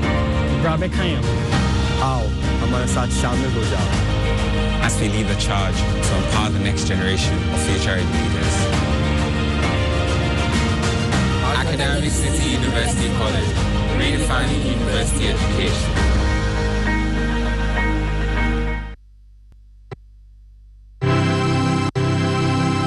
South Wenisha Confonochi Teaching Hospital. The Ohunini Yakurakra Nibia, and so the Adru the Agensem. And Wako Hiasi BCC Ayarasabi, Mana fan into my pay frebio. Mana Sebebia, Assassin Pakokojaya.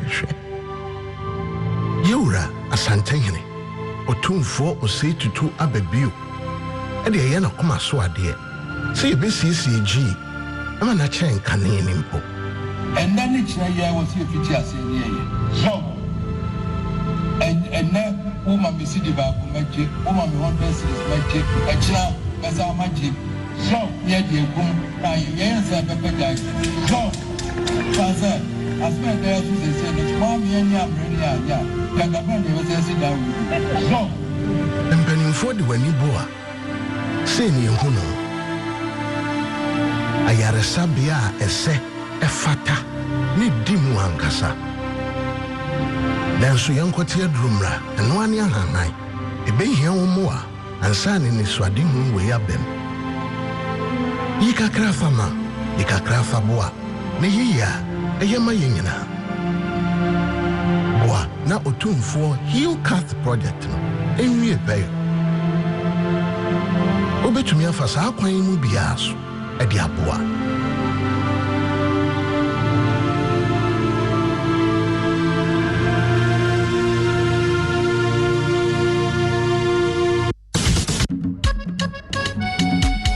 Driving a taxi in Accra is like watching DSTV. The drama in the over biwa. Last time, my passenger cried in my car, sir. Hey, she be pushing up, papa. DSTV there, it go over you. Another one. Magnifique. My child gets so many gifts, and that definitely includes the best of Christmas cartoons. Plus, it keeps her occupied whilst I get things done. We watch the Premier League on Super Sport like we are in a stadium. That was not an offside. Rashford was in an offside position, but he wasn't interfering with play. And Bruno scored. This Christmas, dear, entertainment galore on DSTV. The content just go over you. Dial *759# to reconnect or stay connected now. And it's been given.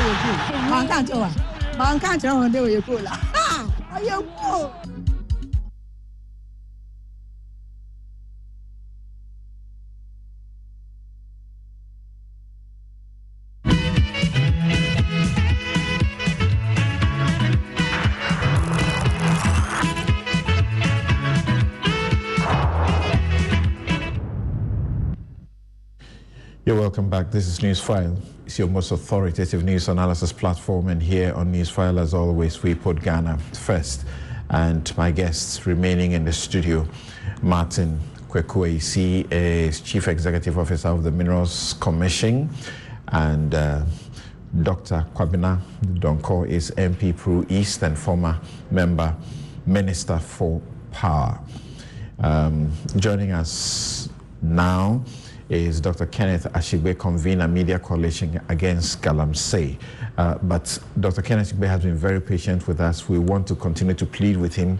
My guests need to make some 5 minutes quick reactions to explain questions of the lithium data, and then we get to the Aisha 1 punishment and ending Galamsey. Yes, Dr. Kwabena Donko. Yes, I heard my colleague from civil society talk about the availability of data, and if you remember in my submission, I said if we want to get more and even be able to tender, we'll have to develop the appropriate data through prospecting and all the others.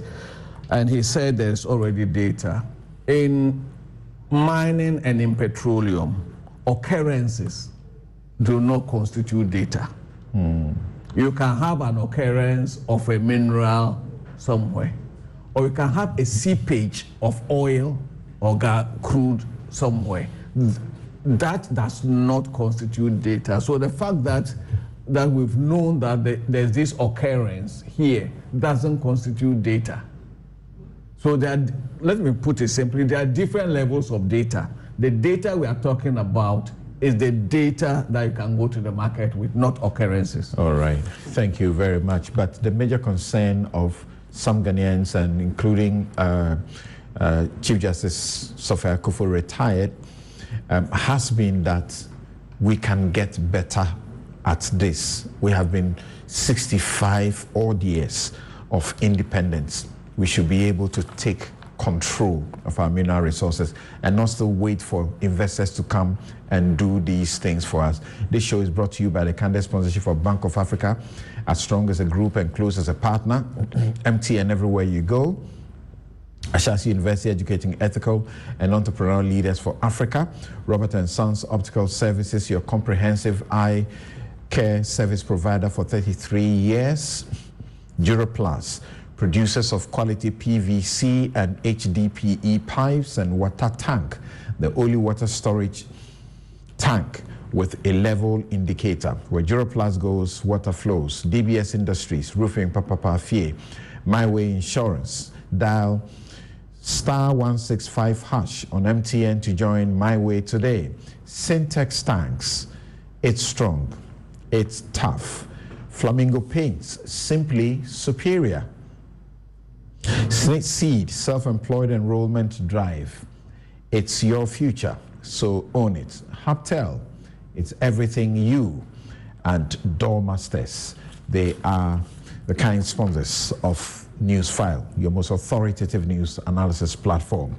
And like I keep saying, when we say most authoritative, we mean it. Now, we didn't have Professor Jampo join us, but it is just important to state that it's obvious that by now they may have heard some more and decided that they may need to take their time to understand the issues. He wrote and said, among other things, that, Dear Minerals Commission, you can hide behind the colonial legal regime to aid foreigners to rob Ghanaians of their natural resources. But this won't happen on Infantsman soil. Let your foreigners go mine in the sea. They will get fish. They've spent 50 million investment since 2012, exploring and bringing to bear what you didn't know exists in your backyard. He said, can a Ghanaian investor go to Australia to mine lithium and take 87%? Okay, so all of this, now there is a lot more illumination, and give the Australian government only 13%. Investors can't be sensible than us. We sat in the same classroom with some of them and beat them in exams. I just had a discussion with two key chiefs in Infantsman I have sensitized them, but why are these foreigners coming, cornering the chiefs? There are many educated elites in Infantiman. Why are they not being spoken to? And then said a few other things and said the mining will not happen. Well, now we can move on. So let's move on. Yes. Bring him on board. I find his language. I'm not bringing him. I'm going to Dr. Ken Achigbe. He's using very foul language all over media. Okay. So just caution him. He's using strong language. Yes. Which you don't like. Yes. All right. I mean, any decent person should not tolerate. His students will not speak to him like that. So if he's going to ended by saying, "Arise, Infantiman, arise, Ghana. We have given our gold and oil to foreigners virtually for free and are going round begging IMF for coins. We want to do same to our lithium. Not all Ghanaians are dumb." He can speak his mind, will not right. By showing his strong language. Dr. Ken Achigbe, thank you very much. And once again, our apologies for keeping you on this for this long. We know all of us, our Saturdays are busy. We must take care of very important things. Now, Aisha Wang, you, convener of the Media Coalition together with Occupy Ghana, initially, when the charges were pressed, you were not enthused, and so you issued statements and, implored the Attorney General to make sure that they had a watertight case. Speedily, the prosecution has come to a close, and Aisha Wang has to face her fate. 4.5 years in Ghanaian jail. That should be good. That should help in the fight, shouldn't it? Well, thank you very much, Samson, and thank you. Let me just say that I believe that the conversation on this lithium, it's good. But again, I will just urge all of us to be mindful of the language we use. We should do it in such a way that the deal definitely looks better than what we've done. But I completely agree that we over 60 years. So those of us who are commenting questions, let's do it with the humility that we might not know everything. Those who are also have checked the deal, let's also have the same humility and realize the fact that all we need to do is to try and get better for ourselves. And there might be some major changes that would have to happen, and we as citizens would have to be part of it. We might have to sacrifice and get our skin into the game. So that's the only thing I would want to say. And then let me quickly move on to Aisha Wang. I am happy. There are a few things I'm happy with. The judge, right from the point when she took this particular case, she's demonstrated what it means to be a Ghanaian and to be a professional. Aisha Wang, a security risk. She ensured that she was not granted bail. Then we've seen how speedily the case is run. And then there has been some conviction. The only challenge for me, and happily now the Attorney General is going to appeal it. And not being a lawyer, I was a bit confused and that 4.5 years for the damage that Aisha Wang has done to us. And then also of the fact that, the Act 995 stipulated heavier sanction, but then the argument was that it was done when the old regime was in place. But so I'm happy that we're going to be able to test it. But people like the former senior minister and co, need to come. They owe us some apologies. The challenge with the fight against illegal mining was when the former Attorney General filed an Oli Prosequa, and when he also came and made that. Aisha Wang has been prosecuted. China has not come down on us, and I'm hoping that the Attorney General would go to court and be able to exact the maximum 25-year jail sentence and the maximum fine that would be imposed on her, so that the people of Bipotinting and all of that, whose lands have been desecrated, we would begin to restore those lands. But most importantly, it would also serve warning to the people like Akonta Mines, who the minister pointed out, and my brother, Nana, in the studio, also pointed that he was mining illegally in the town of Nimre Forest Reserve. The likes of Heritage Imperial, who were giving, who had prospecting licenses and had excavators in forest reserves and were mining, and other people like that. To tell them that the dawn has now come, that they, the influential ones who are behind Galamsey, when they are caught with the power of the citizenry who are summoned, we will bring enough pressure to bear, and that they will face the law. So we would start beginning to see a rollback of this social, ecological suicide that we have embarked upon. The president, when the law was being amended, was very clear that the old law regime was not helpful, and therefore we needed to sort of circumscribe what a judge will do. So there are many lawyers who say what the Attorney General is seeking to do now is almost an impossibility. But, well, judicial precedents, they can be created. That a foreigner, by the new law, if you are found guilty of Galamsey activities, you should be going to jail for 20 to 25 years. It's a difficult one to get. There are those who also say 4 years, 4.5 is enough punishment. Why do you want the person to go in for 20, 25 years? What do you gain by that?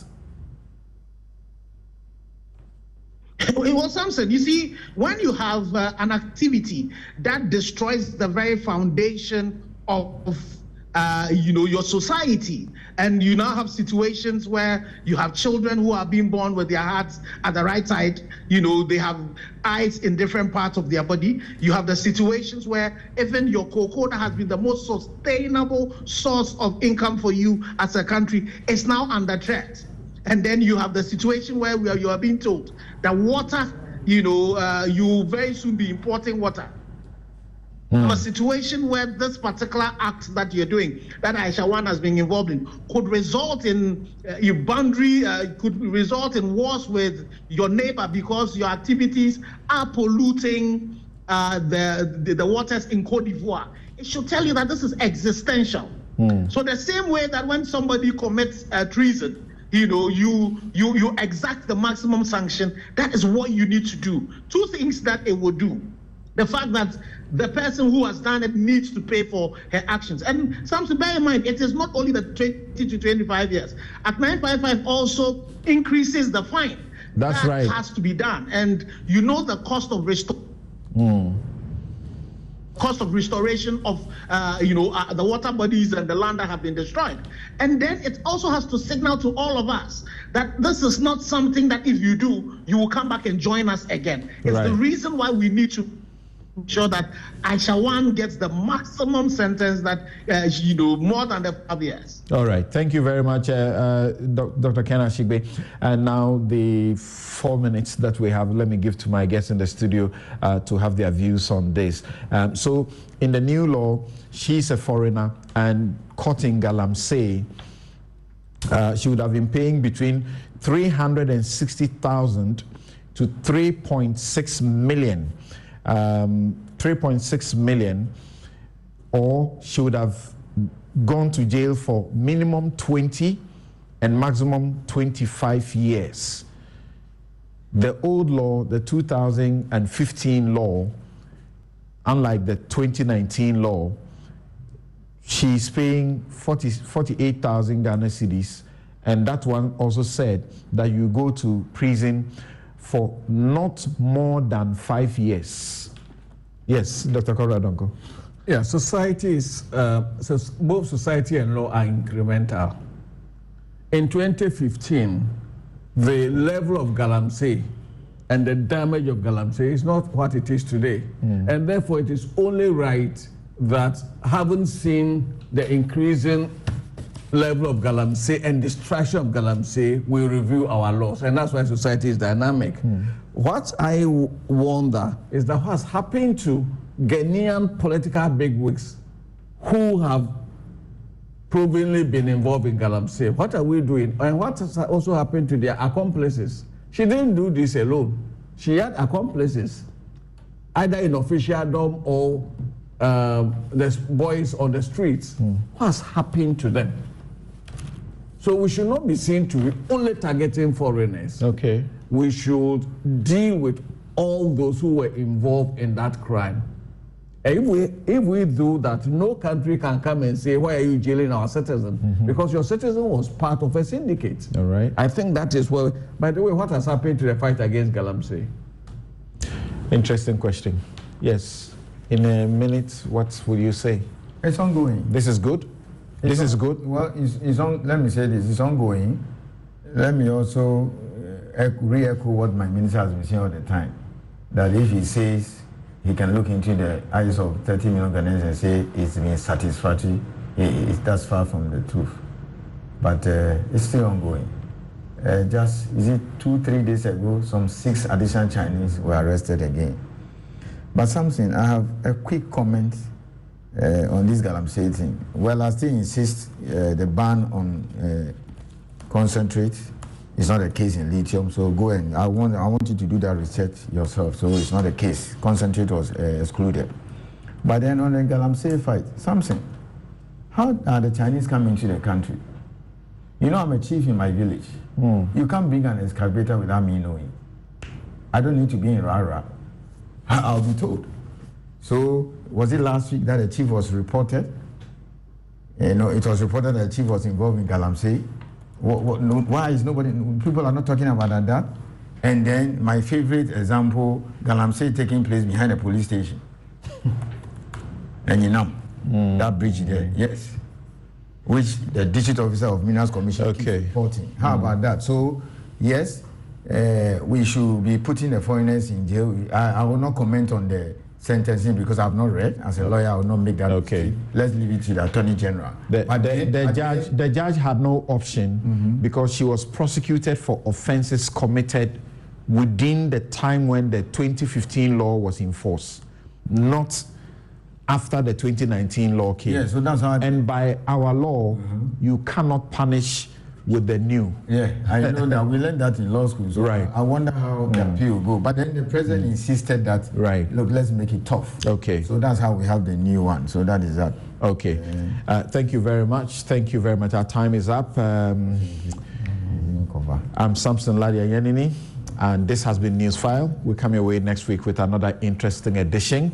And I hope to have a take on an interesting development. All right.